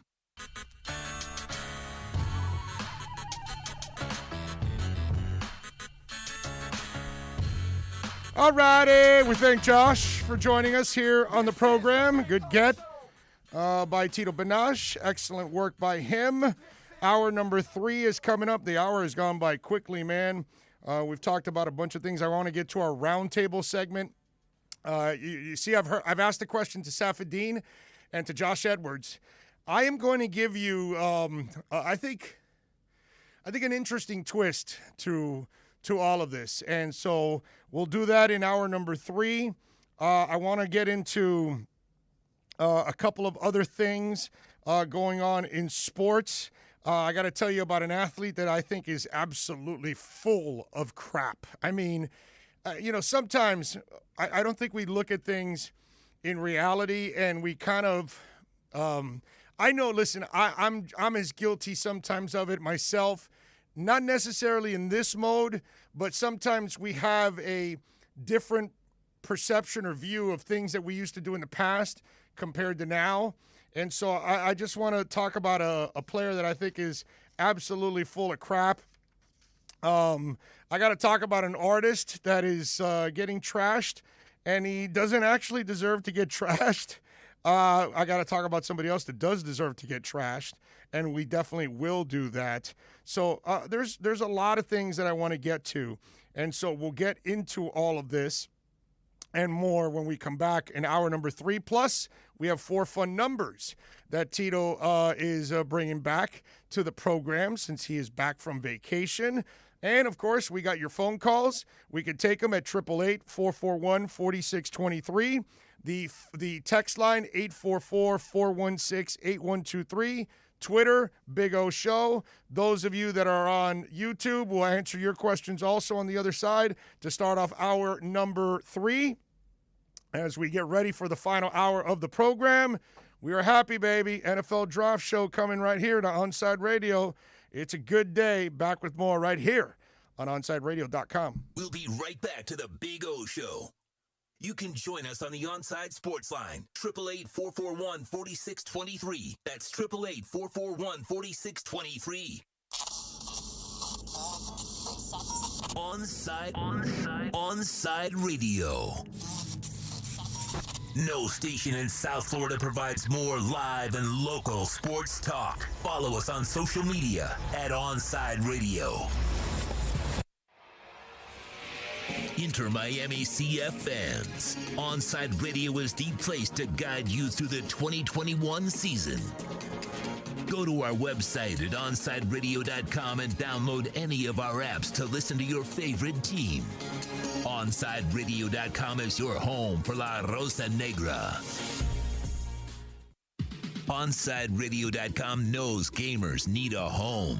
Can you dig it? That's why for the next 60 seconds, Can you count, suckers? here's your Onside Radio E-Report with Toast. Sony is upsetting PlayStation owners in a bizarre story. MLB The Show, the long-running baseball video game, will finally appear on the Xbox platform. Sony claims this wasn't their call, but Major League Baseball's decision to switch platforms to open them up to new gamers. Switching platforms isn't a big deal, but what has really pissed off PlayStation owners is that MLB The Show will be available to Xbox Game Pass members for free, while PlayStation owners will have to pay $70 for the title. PlayStation has an equivalent to the Xbox Game Pass. It's called PlayStation Plus, but they've never made MLB The Show available only to PlayStation Plus members over the years. You had to buy the game, and that's what has a legion of PlayStation owners cursing out Sony today. Happy gaming. Stay in touch in the world of gaming with the Onside Radio E-Report. Now streaming online. Onside Radio, the only choice for the South Florida sports fan. Time to get in the zone. The Onside Zone. And look, man, I don't care if you're my wife. If I don't agree with you, I'm going to say it. You know what I mean? The Onside Zone. He's a liar. And there's nothing new about that. He's full of crap. If you're believing that, I got a bridge in the Keys. It's the one on the right side. Just want you to know, when you're going south, you'll see the smaller bridge on the right. I've got that one for sale if you're interested. You can join us on the Onside Sports Line, 888-441-4623. That's 888-441-4623. That's the one boy band that I will say, dude, I'll stand up for Boys to Men every day of the week and twice on Sundays. Love those guys. You can join us on the Onside Sports Line, 888-441-4623. That's 888-441-4623. You can connect with us at OnsideRadio.com by sending us a text at 844-416-8123. The Onside Zone with a big O. All right. Long enough for the Marlins to come back, score in extras, and rack it up. It's a Marlins win, 5-3 at extra innings in Atlanta.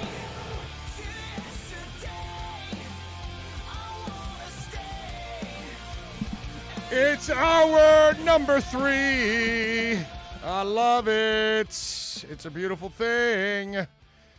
Yes, it's nice. It's nice. It's a good Friday. It's a good Tuesday, as crypto is burning up, exploding. We got our draft party set for crypto, bro, for the 29th and the 30th.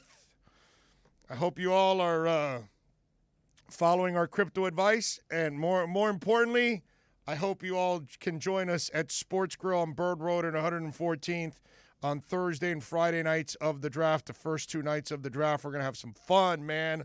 I am looking forward to it. It's going to be awesome.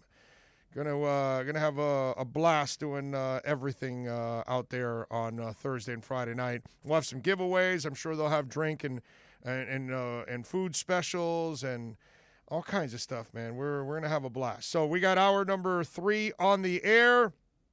I got a bunch of things that I want to talk about. First of all, let's get into our roundtable question today.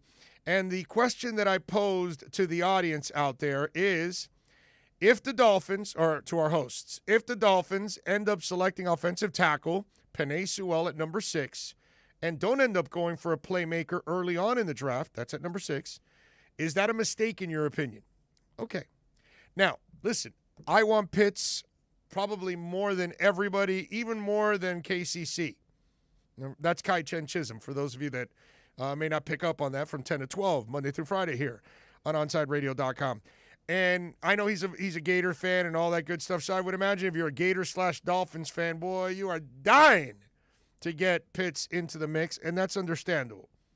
Now, the question is, let's say they have either or there, but they still take Penei Sewell. Or maybe Pitts and Chase are gone, and they take Penei Sewell instead of Donta or Waddle. Okay, let's just, in other words, whatever scenario it is, but they end up with Penei because that's maybe what they wanted, and they're happy with that. Now, would I call it the wrong pick? I can't call it the wrong pick because you can build a winner that way. Okay, and let me explain to you something. When you look at the offensive line of the Tennessee Titans, when you look at the line of the Baltimore Ravens, they're pretty good. Both teams can run the ball at will. Now, the Ravens have a little extra because the quarterback is a running back. Okay? That's where Bill Polian got it wrong. He's not a receiver, he's a running back trying to play quarterback. And so I get it. All right? But look at having a power running game in a line, how much better it makes a quarterback that's really subpar, average passer. The subpar guy is Lamar. The average passer is Ryan. Neither one are special. But yet, you can run the hell out of the ball, and you can punish people. You keep your quarterbacks fresh, okay? You give them an opportunity to succeed back there, and you have the defense constantly on their heels. It is a major plus. The Steelers, in years past when they used to have success, they could run the ball. They could punch you in the mouth, and then they could pass. That's the difference. That if you stopped the run, they had a passer. If you stop the run with the Ravens or Tennessee, you don't have a passer. Lamar proves it every year, and Ryan Tannehill proves it every year. Okay? Tannehill will end your season because he's not that guy. That's the difference. So if Miami builds a mammoth offensive line, and they add Penei, and they've got Penei and Jackson, and you just heard right now Edwards say that he loves Hunt, but he likes him more inside. So let's say you get Solomon Kinley and Hunt to become road grading guards. And then you've got Jackson and Penei on the outside. Okay, you add yourself a stud center, and now you've got a monster line that you are abusing people. Now, I could go back 50 years ago and tell you the Miami Dolphins won a Super Bowl where Bob Greasy threw the ball 6 times because they hit you with Zonka, Kick, and Morris. And they had Larry Little and Langer and all these guys, Kuchenberger, all these cats that they had on that team, Ed Newman, all that. They had some players over the years. From the 70s into the early 80s, they had some really good offensive linemen. But obviously in the early 70s, that group, Langer and Little, all these cats, they dominated, dude. And again, it puts you in a different position. When the Broncos won it a few years back, Peyton Manning couldn't throw more than 10 yards downfield, but they could run the ball, and they played a monster defense. Tampa Bay, the Bucs, years ago in the early 2000s, they didn't need a lot of passing. They could run the ball, and more importantly, they played awesome defense. The Ravens with Ray Lewis, not the second go-around with Flacco, the first go-around with Trent Dilfer. They could run the ball, and they had a monster defense. So, of course I want Pitts. Of course I want Chase. But if they pick Penei, and then you want to then pick receivers later on in the draft, which you can find them, this is a deep receiver draft. That's another misconception out there that, oh my God, if we don't get Devonta Smith, if we don't end up getting, with Jalen Waddle, and if we don't get Chase, then we're not going to find another receiver, which is asinine. Okay? There's going to be some really good receivers that are going to be taken later first round, second round, third round. Guys are going to develop into players. You can, again, it's not where you draft, it's who you draft, as we say all the time.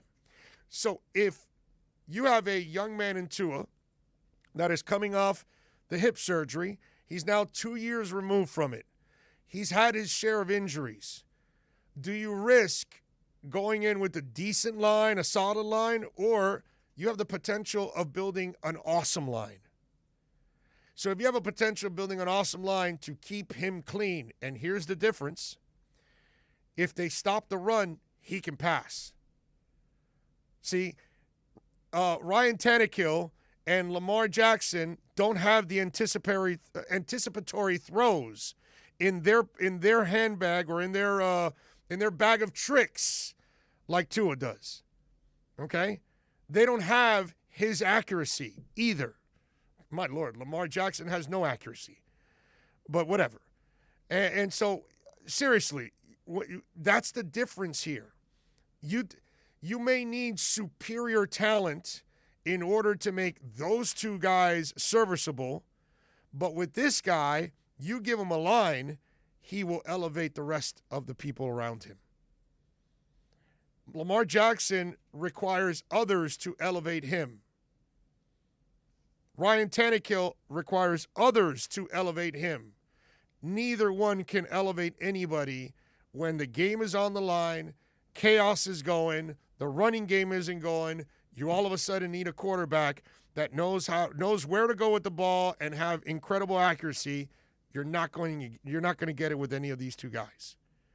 So I get the whole deal that, oh my God, it's a failure if they don't get those guys. I would not agree with that. I would completely understand the way they're trying to build it if they go Penei Sewell. Do I think they're going to do that? No. I think they've dropped to 6 because I think they expect Penei to be gone along with the quarterbacks. I think they're convinced it's Penei and the 3 quarterbacks in the top 4 picks. And then at 5 and 6, they will take whatever is left over after Cincinnati makes their pick. And if they do love Jamar Chase, then they take Jamar Chase. And let me add something. The Cincinnati Bengals yesterday traded for Thaddeus Moss, Randy Moss's son. So if they traded for a tight end, okay, maybe they're not drafting a tight end. Maybe they want to get Jamar Chase and hook him up. Or maybe for them it's Penei or Chase. For Miami, it's Pitts and Chase. And if that's the case, then again, if Pitts falls there and it ends up going the way it goes, where you end up with the 3 quarterbacks and Penei and Chase going 5, and Miami sits there with Pitts, I got to tell you something. Chris Greer has the best crystal ball in the history of the NFL because that's a G move, dude. Like a G move and a half if that ends up happening. But I wanted to at least enlighten you that if you do go and take Penei and you go to Tito's house, he will be drinking an entire case of kaopectate. But I mean, it is what it is. But it's not the worst thing in the world. It actually could end up becoming the best thing in the world for them. You act like they're gonna make it to the house by the time I'm dead. No, I think it's gonna happen right here in the studios. Yeah, I'll be dead. Yeah, I'm gonna have. I'll break through this glass window and I'm gonna have the box of kaopectate here for you along with the wings. And I know you're gonna need it because they picked Penei, not because of the wings. Okay. I get your logic, and I think there's validity to what you're saying. I mean, there's examples. Right, there's examples, and I get that. I just my other question, my only question to you would be, when are we going to really put an elite playmaker in this Dolphins offense? And you're not going to have another chance. If you think you're as good as you're going to be, you're not going to have another top 10 pick unless the 49ers suck again, right? Which is possible. But, I mean, is it a guarantee that it's going to be top 5? No. Right. So we haven't had an elite skill player since Ricky Williams. Nobody else has been elite. Right. And I'm not saying, like I said, I'm not saying you're wrong. Because if you kick Hunt inside and you put Penei there on the right side, which – if I'm correct, isn't his natural position. He's a natural left tackle. Yes. I think the easier decision is, hey, let's get a quality tackle later in the draft, like potentially Slater, potentially Christian Darrisaw from Virginia Tech. Those guys who the drop-off from Penei was stark, but still serviceable, right? Mm-hmm. I think you're still getting the best of both worlds while giving to like you said, a Kyle Pitts-like unicorn, a stud playmaker like Chase. I'm not arguing with you that what you're saying doesn't make sense. All I'm saying is I'm not going to call it a bust, a mistake, or this and that if they do go in the other way, because fundamentally, I understand what they're doing. You dominated the lines in this game, you win. Period. I don't care who. That's why the Giants won with Mark Ingram and Phil McConkey. That's why the Ravens ended up winning with Stokely as their main receiver. And, yeah, they had a stud tight end, obviously, in damn it, what's the tight end's name now? Now I'm brain farting for the Ravens in the early 2000s. He was awesome. But Todd Heaps? No. It was before the often injured Todd Heap. Jimmy Syphilis used to call him Todd Heaps. He always added the S. But what my point is, they've won titles before where you didn't necessarily have this incredible receiving core, but you dominated the lines. And that's where – and now, who's to say, okay, that Nico Collins from Michigan isn't going to become a star? Who's to say that Terrence Marshall from LSU, who's 6'2" and runs a 4.38, can't necessarily be a star? So there might be a couple of other guys that could be picked later on in the draft, and they may end up becoming stars. Yeah. I'm not saying they will be stars, but I would not be shocked, again, if you can find yourself a diamond in the rough after those obvious four names that we mentioned. I get that. As wide receivers. I get that. I get the idea that you can find gems in the later rounds. And I think I've gone through enough names like, Rashad Bateman, Talon Wallace, Dwayne Eskridge. Those are names. I like Eskridge. Right. They're guys that'll be available in the second and he's not third. a big guy. I don't know about right. So why are you limiting yourself from getting the potentially once in a generation guy like Pitts, or at the very least a very, very solid receiver in Jamar Chase? Like what is Jamar Chase's floor, right? At the very least, he cannot be worse than Allen Hurns, or he can't be worse than Isaiah Ford. Like, both of those guys make your receiving core potentially the best in the division, right? Yeah. That's you're battling with Buffalo at that point for best receiving core, best skill players in the division. But when you take Sewell, right? Yeah, sure, you're solidifying your line theoretically because you're asking him to play the opposite side of the offensive line, which isn't supernatural for him, right? Like this, learning the left tackle versus learning the right tackle spot, it's completely different. It's not like, just use your opposite hand. No, it's completely different. Right. Why limit yourself in that regard where you can get a guy like Pitts and Chase potentially and then come back at 18, 36, or 50 and say, hey, we really like Christian Darrisaw from Virginia Tech, or we really like Alex Leatherwood out of Alabama. Those are names where they're quality enough that, hey, maybe they don't slide into the starting spot immediately, but midway through the season, you're starting to notice, hey, this guy can start starting. Right. Yeah. I don't want to make it sound like it's a terrible move, because it's not a terrible move, because there's just too much evidence that shows you that you can go that way and you can win big. And you have no problem with that. I know we're in love with the home runs. I know we're in love with fantasy. I know we want playmakers, and I completely understand that. Drafting Penei Sewell is not the worst thing in the world. 4 Fun Numbers is coming up on the other side. We do want to tell you a little bit about Mike and Greg and all the great people over there listen, when it comes to M&S air conditioning, they know how to get it done, man.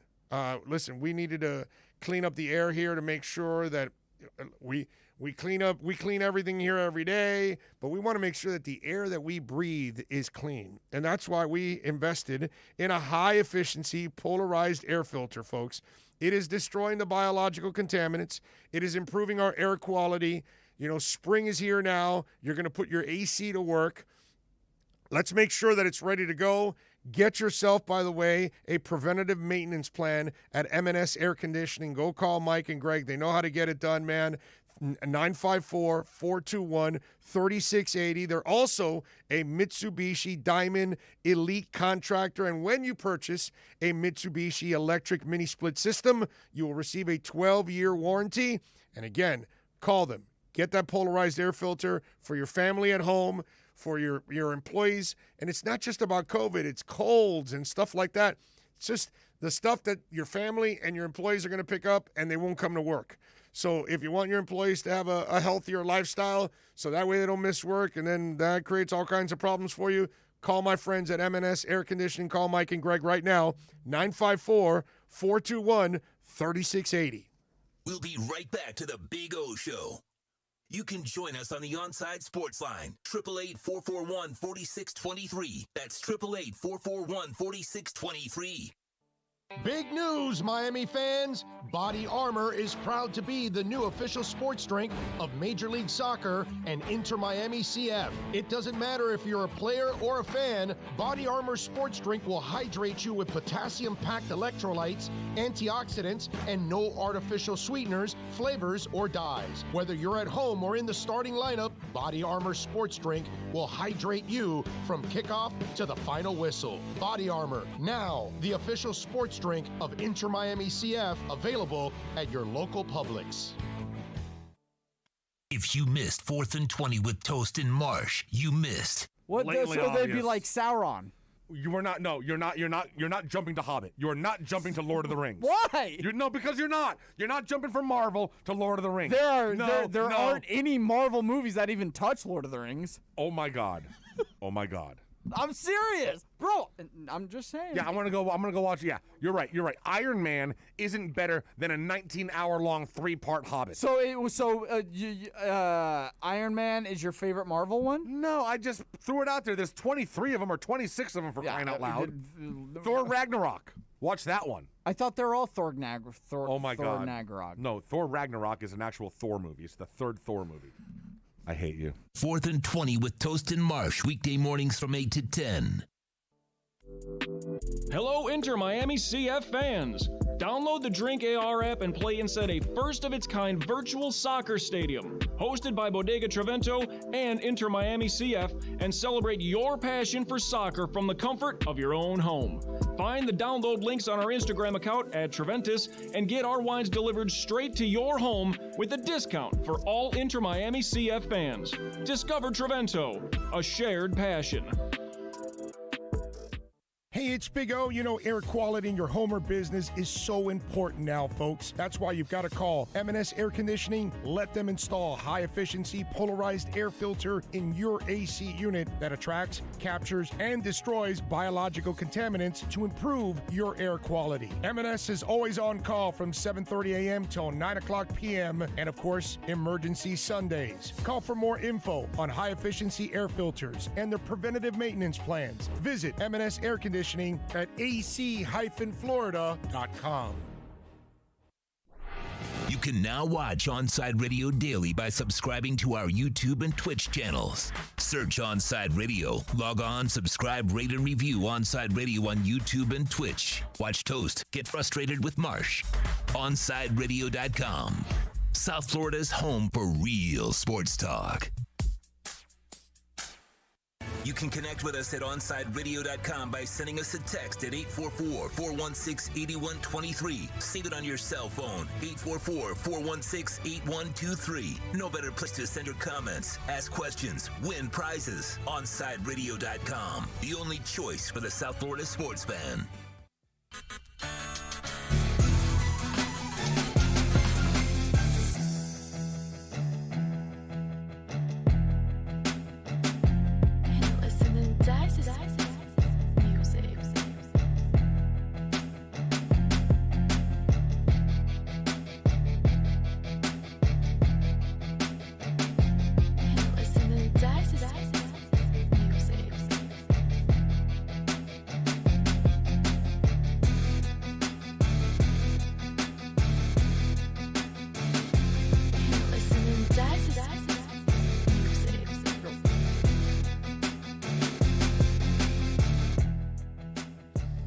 Alrighty.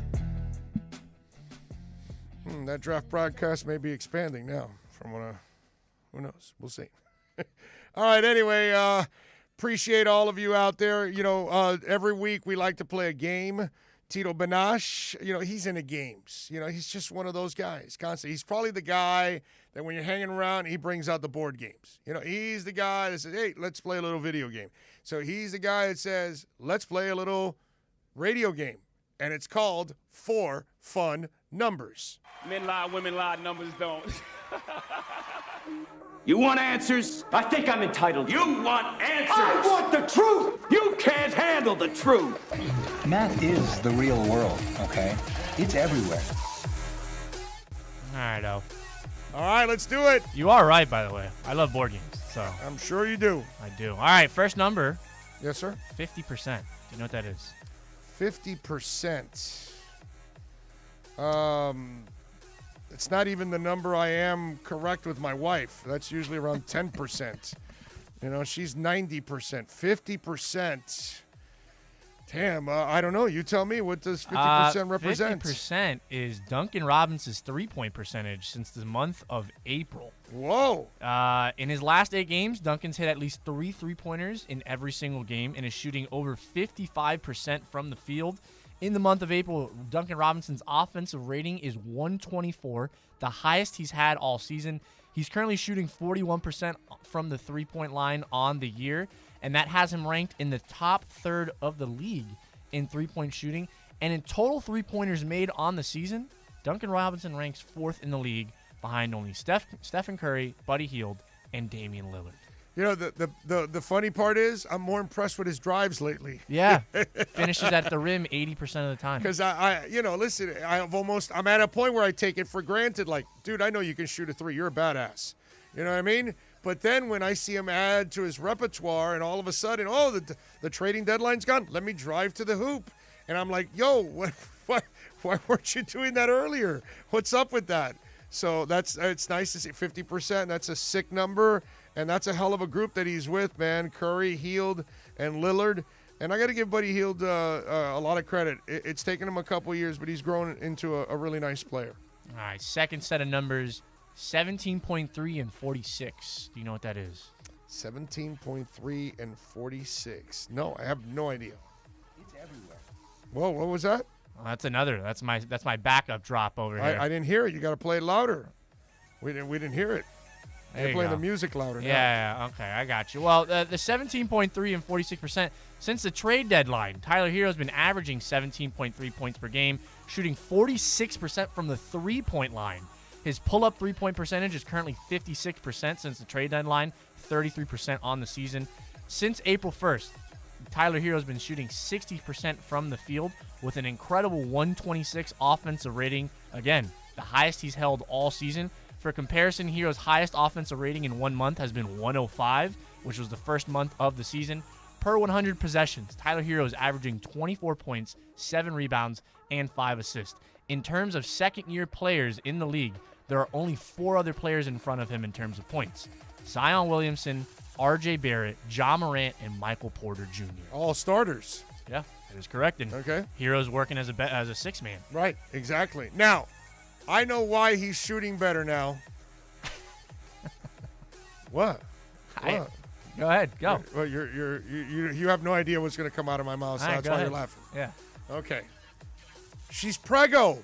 Yeah. He can't have sex. I figured that. Yeah. You know, it's like that whole thing, the baby's inside. Ole, ole. He's playing like a matador. You don't want to do that game, right? So it's like, there you go. He's got more energy now. If you had Katya Elise Henry at your home, you'd be anorexic. You'd be walking around at 62 pounds. Because she would have sucked everything out of you at that point. I mean, have you seen the woman? Like, seriously. So, the kid not having any magumbo, and there you go. Look what's happening. The shot is... The other shot can't explode, so this shot's exploding. All right, go ahead. Next number. Number 6. That's the third number, number 6. Number 6. Well, that's Dr. J. We talked about Dr. J yesterday, that he was full of crap. I got somebody else that's full of crap, too, today. It seems like somebody new in the basketball world is full of crap. We'll do that next. Number 6. Tyler was a 6 man. No, I have no idea what 6 stands for. What is it? 6 stands for the Miami Heat defense, ranked 6th overall in the league right now in defensive rating. 2 important categories where the Heat are having success is opponent points off of fast breaks, where the Heat rank 3rd, allowing less than 10.2 points per game off of fast breaks. Get back on defense! Opponent points in the paint, where the Heat are the best in the league, allowing 40 points per game coming in the paint. The Heat also have the best defensive field goal percentage, which is 46%. They have the 3rd lowest opponent field goal percentage, which they had, which is 46%, and they have the 2nd highest opponent turnover percentage. They are forcing teams into turnovers 15% of the time of possessions. Wow, that's impressive. That's impressive. They get the offense going on a consistent basis with that defense. Maybe they can have a little success. We'll see. All right, last one. Next one. Last one. 2 players. That's the stat for you. There's 2 players. 2 players. Okay. And now is it 2 players or is it 2 players? 2 players. Okay, all right. Well, you can call them players, but 2 players in the NBA who currently have dished out 200 or more assists and have recorded 50 blocks. Do you know who they are? Well, obviously Bam's going to be one of them, right? That is correct. Do you know who the other one is? Giannis? Correct. Giannis Antetokounmpo and Bam Adebayo are the only 2 players in the NBA who have 200 or more assists and 50 blocks. Adebayo is currently averaging 19 points per game, 10 rebounds per game, and 5 assists per game with a 62% true shooting percentage. Bam ranks 8th in the NBA in win shares behind some elite names like Nikola Jokic, Zion Williamson, Kawhi Leonard, Giannis Antetokounmpo, James Harden, and Damian Lillard. Adebayo's on-the-floor presence is currently giving the Heat a 111 offensive rating as compared to when he's off the floor. It drops to 105. More importantly and interestingly enough, Bam Adebayo's 4th quarter field goal percentage is an impressive 63% right now. Kid is money, man. Kid is money. He has been a hell of a pick. It is so impressive to watch him grow every year and get better. And I was using an analogy for him. Was it yesterday about pivoting, how he can he knows when to pass, score, drive. It's just one of those things. Shoot. He's a really smart player, man. That's one of the things that I've been so impressed with him, that he's so young. And while he's so young, he has grown up so quickly in this process where usually I was just telling you about Buddy Hield. It took him a little while to kind of get it going. This guy from the get-go has just been an impactful player and then has found a way to become more impactful each year and more fundamentally sound each year and then improve all aspects of his game. Can't say enough about Bam Adebayo, man. That has been absolutely impressive. Not as impressive as EJD Construction. Now, EJD Construction, they are impressive. And let me tell you, folks, if you're looking to improve your home, whether it is that man cave that you want to improve, whatever it is that you want to do, I'm telling you, you got the summertime coming. You're going to want to spend more time outside on your home there. So a lot of people are using more of their backyards now. They're creating more opportunities inside their homes, from saunas to jacuzzis to man caves to toy rooms, recreational rooms. All these things people are calling EJD Construction to build all of these kind of things. Now, sure, they're building additions and they're tearing down walls and expanding rooms like a lot of people have been doing for many, many years. But now it seems like there's this run on making your home a little bit more for recreational use, for hanging out, because people are spending more time at home. So call EJD Construction. If you're looking to do any of that, they know how to do it. They do it at a professional level. 305-433-4843. That's 305-433-4843. Go to the website, ejdconstruction.com. Every Thursday, NBA fans can catch one of the best basketball shows in the country when Ethan Skolnick and Ira Winderman host Inside the Paint. Listen to 2 of the most knowledgeable and connected reporters in the business. Get year-round insight every Thursday at 10:30 a.m. with Inside the Paint on the home for hardcore basketball fans. OnsideRadio.com. ADHD. It's the child who can't pay attention or sit still in school, right? The answer may be yes. Attention Deficit Hyperactivity Disorder, or ADHD, can be complicated and it can last a lifetime. Living with a condition can sometimes be a challenge. It may take years to accept a formal diagnosis, and it's not always easy to find the right treatment plan. Did you know that up to 75% of children and adolescents with ADHD have at least one additional mental health condition that also requires a comprehensive approach to treatment? ADHD guidelines were recently updated to reflect the need to screen for associated disorders. Be sure to talk with your child's doctor about proper screening and visit more2adhd.com for additional information. That's more2adhd.com. This message has been brought to you in partnership with ADA, ACO, and CHAD. Big news, Miami fans! Body Armor is proud to be the new official sports drink of Major League Soccer and Inter Miami CF. It doesn't matter if you're a player or a fan, Body Armor sports drink will hydrate you with potassium-packed electrolytes, antioxidants, and no artificial sweeteners, flavors, or dyes. Whether you're at home or in the starting lineup, Body Armor sports drink will hydrate you from kickoff to the final whistle. Body Armor, now the official sports drink of Inter Miami CF, available at your local Publix. Inter Miami CF, your official furniture and mattress store, is here. City Furniture is your #1 home source for the trends you want at the prices you'll love, including exclusive City Furniture collections, the widest selection of styles, affordable home accents, mattresses starting at just $99 and more. Create the home of your dreams fast with next-day delivery, plus get 60 months special financing with no down payment. Because City Furniture is here to make it easy so everyone can live life like this, visit cityfurniture.com. On 4th and 20, Toast and Marsh give you great insight on the Miami Hurricanes. Sometimes they go a little too far. Yeah. I love him. Yeah. You do? You love him?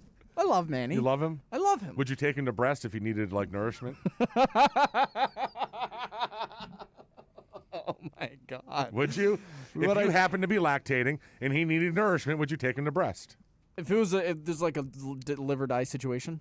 Yeah. Yeah. I'd take Like you guys are on a deserted island.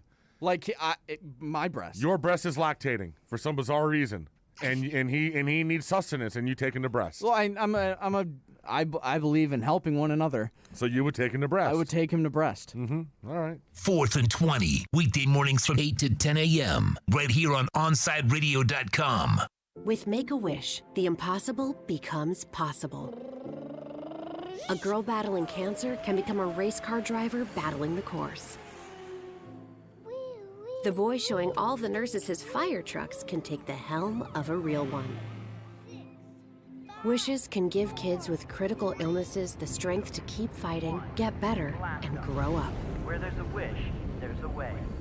Wishes need you. Visit Make-A-Wish at wish.org. Keeping you informed in the world of sports.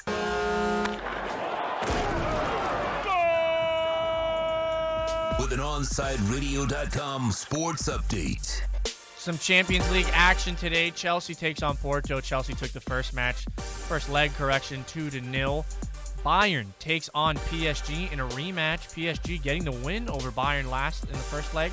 Bayern looking for a rematch, looking to advance into the next round of Champions League. Miami Marlins getting the victory last night. They defeat the Atlanta Braves 5-3 in 10 innings. Garrett Cooper, the go-ahead RBI double in the 10th inning. Game 2 of the series is tonight at 7:20. Pablo Lopez on the mound for the Fish. Miami Heat are also back in action tonight. They take on the Phoenix Suns. Phoenix dealing with the second game of a back-to-back after beating the Houston Rockets last night. Tip-off is slated for 10 p.m. Phoenix going as the betting favorite. And Florida Panthers are also back on the ice. They take on the Dallas Stars. Looking for revenge after a 4-1 loss to Dallas on Saturday.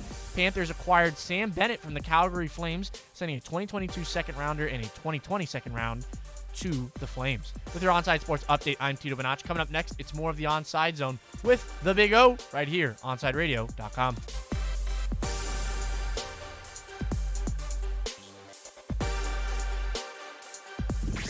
Now streaming online. Onside Radio, the only choice for the South Florida sports fan.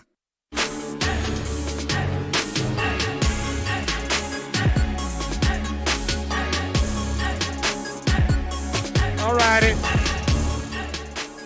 You know, yesterday I had to kind of pick on my favorite player of all time in basketball, which is Dr. J. And he had these comments about the Nets buying a championship, which I thought was a bunch of crap, because any team that's following the rules and building their team, they can trade for, they can sign, they can draft, and they can do however they want to build a basketball team. And none of us, I mean, we can't complain in Miami because Riley's been able to bring all kinds of players that weren't necessarily drafted by this team, whether it's Alonzo Mourning for Tim Hardaway or Shaq or LeBron or Bosh or Mason, or I could just go on, and Hardaway and everything else that has happened over the years here, P.J. Brown and all that. And so the bottom line is results. And there's 3 banners in the arena that us as Heat fans, we've been able to enjoy and we are proud of. And so I thought it was cheesy when, Dr. J was saying, oh, they're buying a championship like the Yankees have done for years. And again, you could go listen to that segment. So we have another basketball player that is completely full of shit. And this is Reggie Miller, who spent his entire career with the Pacers. And so Miller was one of 3 former stars interviewed by Nick Friedel, who does an excellent job for ESPN, on Steph Curry, who has spent his entire career with the Warriors. The other former players interviewed for the story were Dirk Nowitzki and Jerry West, who spent their entire careers with one team. In the interview, Friedel asked the men whether they would have considered playing elsewhere if they were recruited by another star. Miller's response, no. And if Michael Jordan ever would have called me and tried to sway me to come to Chicago, I would have told him to go F himself. I'll be coming to see you on I-65 or whatever that highway is there. I'll be down there to see you, Miller told Friedel. I never came. Okay, so let me explain why that is complete BS and why Reggie Miller is full of crap and he's acting like the old man, get off my lawn. Listen, when you're stuck on a bad organization that doesn't know what the hell it's doing year in and year out, you're going to want out. And you're going to want to join another team. And that happened to Dennis Johnson, right? Actually, he had a success with Seattle, but then years later, he then went over to Boston and went and had a hell of a run, right? Robert Parrish started with the Warriors, I believe, then was either traded or signed to Boston and had a completely different career than he would have had at the Warriors at that time because the Warriors weren't necessarily a dominant team. And over the years, decades, there have been players that went from one, maybe a bad organization or a bad time in the organization, and then went to a better organization and ended up having success. Reggie Miller played at a time with the Pacers that they were an excellent organization, dude. They were an exceptional organization. They had a great front office guy. Okay, and this is where he's full of crap because Reggie Miller played with Derek McKee, Austin Crozier, Travis Best on the bench. He also played with the Davis boys, Antonio and Dale Davis. He played with the Flying Dutchman in Rick Smits. He played with Chris Mullin, Jalen Rose. His team was loaded, bro. Those Pacer teams were badass Pacer teams. That was a team you did not want to play in the playoffs. You did not want to deal with that. With the Davis boys and Rick Smits, that caused all kinds of problems. Then you got Reggie Miller and Chris Mullin hitting all kinds of shots on your head. Are you it's easy for somebody to say, "Oh, I would never do that." But if his ass was stuck in the Sacramento Kings, okay, for many years, he would have wanted out. He would have loved to play for the Lakers or play with Michael Jordan or play anywhere else. Just ask Mitch Richmond, who wasted his years in Sacramento and then went run TMC. Some of you don't know what the hell I'm talking about. Go do your homework. But the thing about players switching for years, it's gone on forever. We just don't notice it because it's usually the people that are stuck in bad situations, that are stuck with teams that aren't going anywhere, like the Kings. So if you're Mitch Richmond, hell yeah, I want to get out. And so I think that's where I think Reggie's completely full of shit. Because if he was stuck on a terrible basketball team and a terrible organization that isn't going anywhere, he's going to beg to get the hell out and go somewhere else and join another team and try to win something. I mean, it's automatic that would be the case. So to take shots at others for doing it when it's been done for many years, and usually it's understandable. More often than not every situation, because obviously Durant is leaving, and that's the other thing.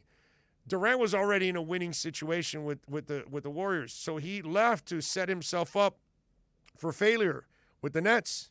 Because if he doesn't win it, it's like, wow, you idiot. You left and you had a chance to continue winning championships, but you couldn't get along with people, so look at you now.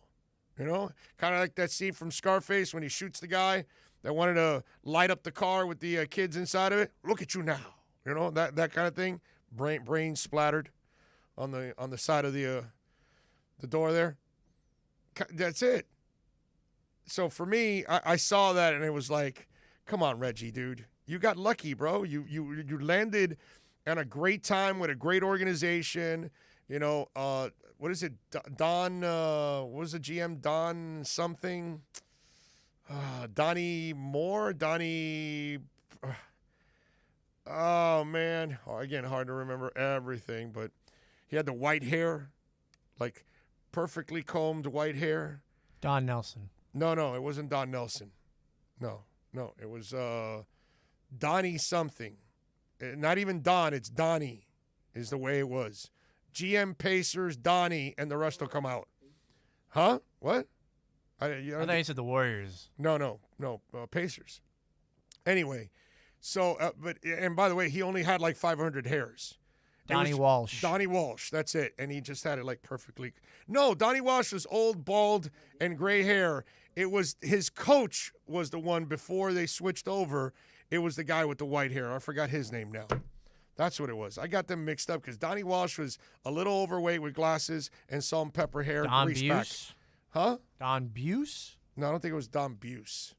No, I don't think it was Don either, the guy with the white hair now. Now I'm forgetting his name. But now that I remember the faces, that wasn't the guy. And that's why I remember that he was Donnie Walsh looked a little different. And he put together a hell of a team. Rosendo says, that's why I respect the NBA in the heyday. There was a lot of intense rivalries with star players wanting to win a championship, but not for the cost of playing with an arch rival. Yeah, but again, that's if you're stuck on a good team. If you were stuck on a bad team and you left a bad team and you're Mitch Richmond and you leave Sacramento to go to Golden State, you got to understand that. You know what I'm saying? I mean, why would you want to stay there? I mean, Orlando had a little bit of a run, and then Shaq said, this is not for me, dude. I'm out of here.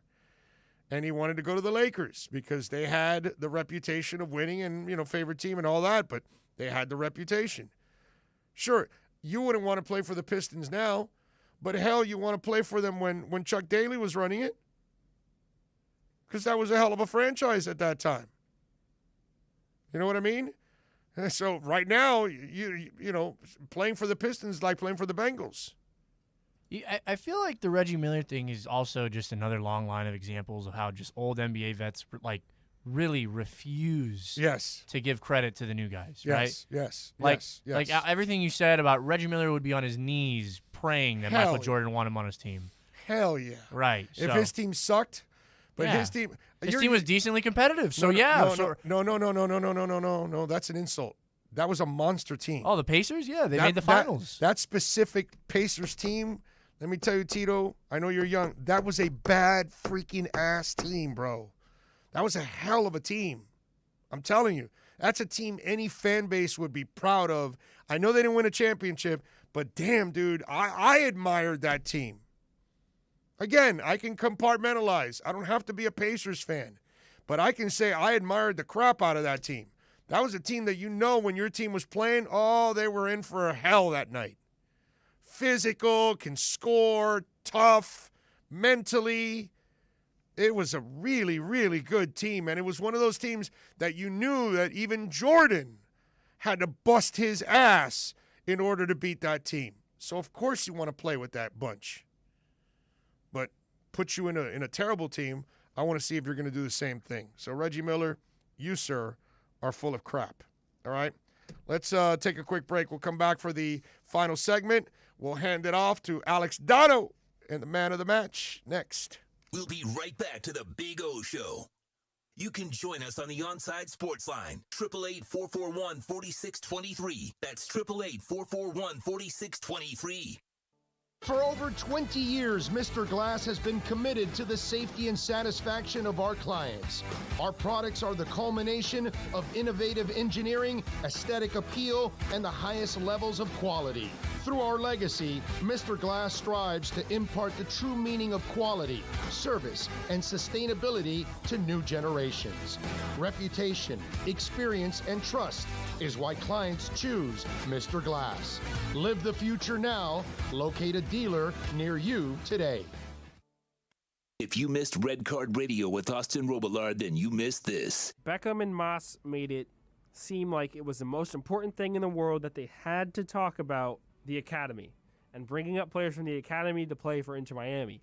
And well, they've not only done it, they've now done it in abundance. First, it was Felipe Valencia. And in a question asked about Felipe Valencia, David Beckham specifically mentioned another name in Ian Frey. This was now, in hindsight, a complete foreshadowing of what was to come this week, because Ian Frey has now signed as a first-team player for Inter Miami. Ian Frey also signed alongside his former teammate from Fort Lauderdale CF, Edison Ascona. Red Card Radio with Austin Robillard every Saturday 11 a.m. to 1 p.m. exclusively at OnsideRadio.com.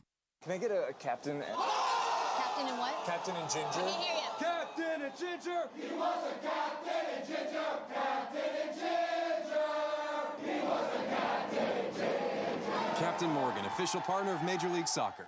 Hey, it's Big O for EJD Construction, your custom home builder, additions and home remodeling. Our lives have changed. We're making our homes more of an oasis. Call the right place. Call the right people. Eric at EJD Construction for over 16 years. A-rated member of Angie's List in the Better Business Bureau. 305-433-4843. That's 305-433-4843 for EJDConstruction.com. Let's raise a cup to the first among us who put themselves last. To the risk takers, the mask makers, the heroes on the front line and online. To the ones keeping shelves full and keeping us hopeful. To those who don't stop and those making all the stops. To the ones who pick up, suit up, and never let us down. From all of us at Duncan to all the heroes keeping everyone running, we thank you.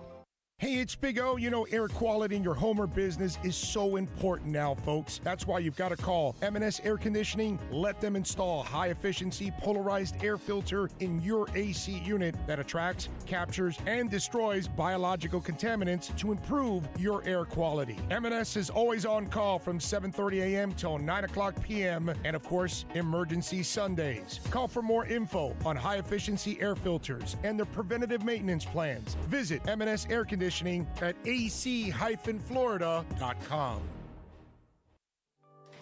At Baptist Health, we are ready to serve, to treat, to safely proceed with your procedure.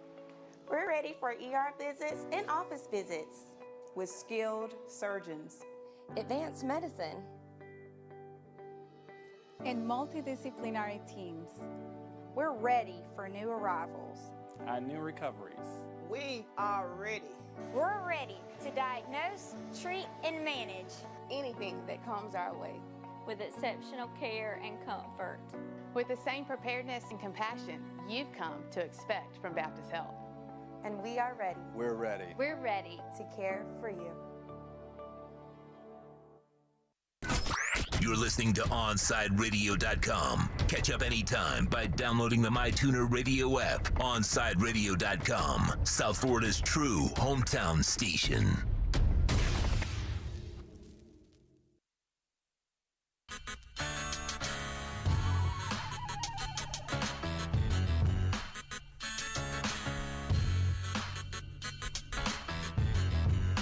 This is the Big O Show.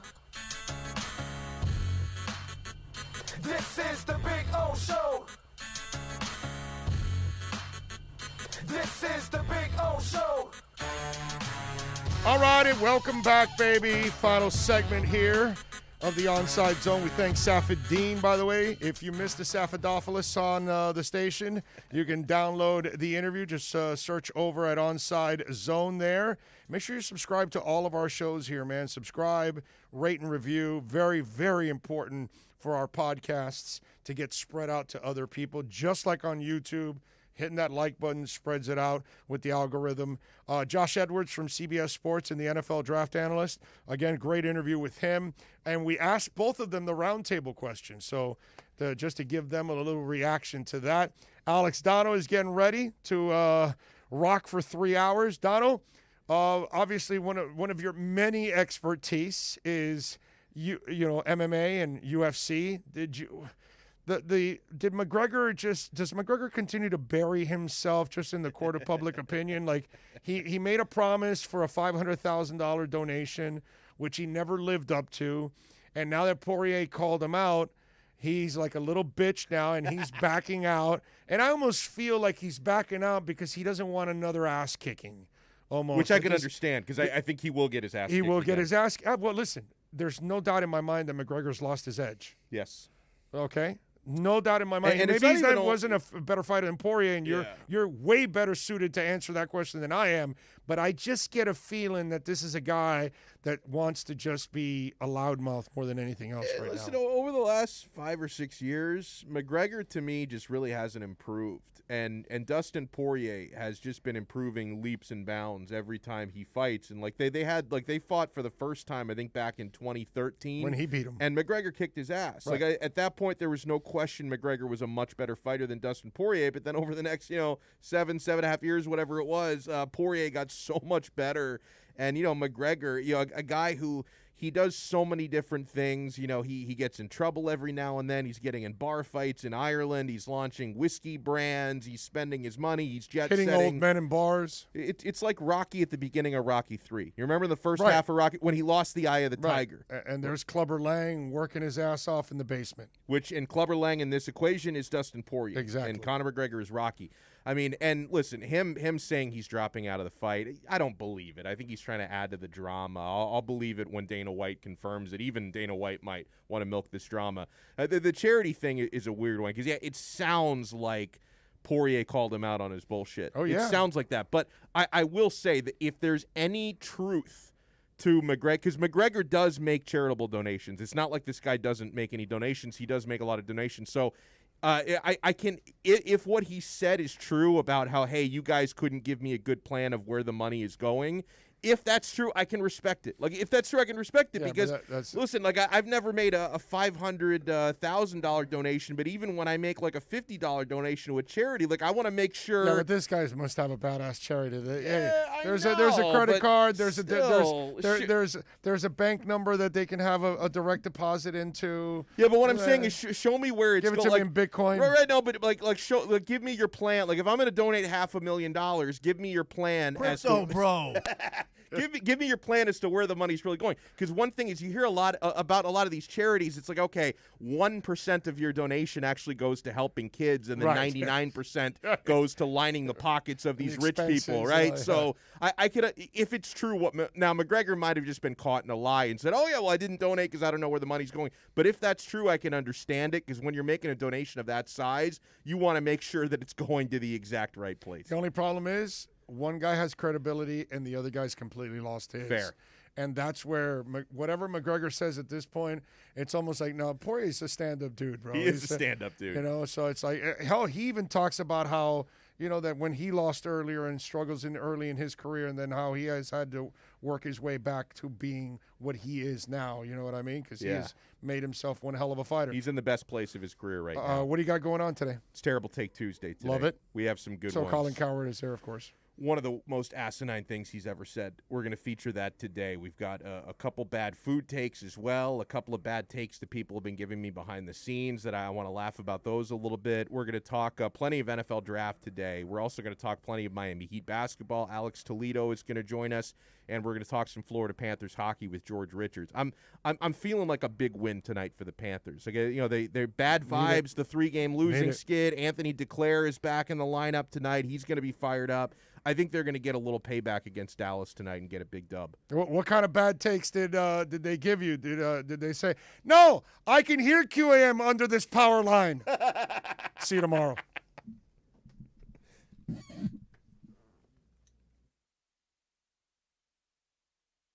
We'll be right back to the man of the match with Alex Dano.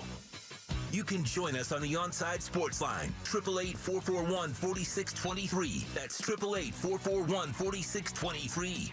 You're listening to the home of Inter Miami CF. His strike is a decent one. It's fired into the top right corner. Gonzalo Higuain opens his account for Inter Miami. OnsideRadio.com, where the passion for La Rosa Negra runs deep.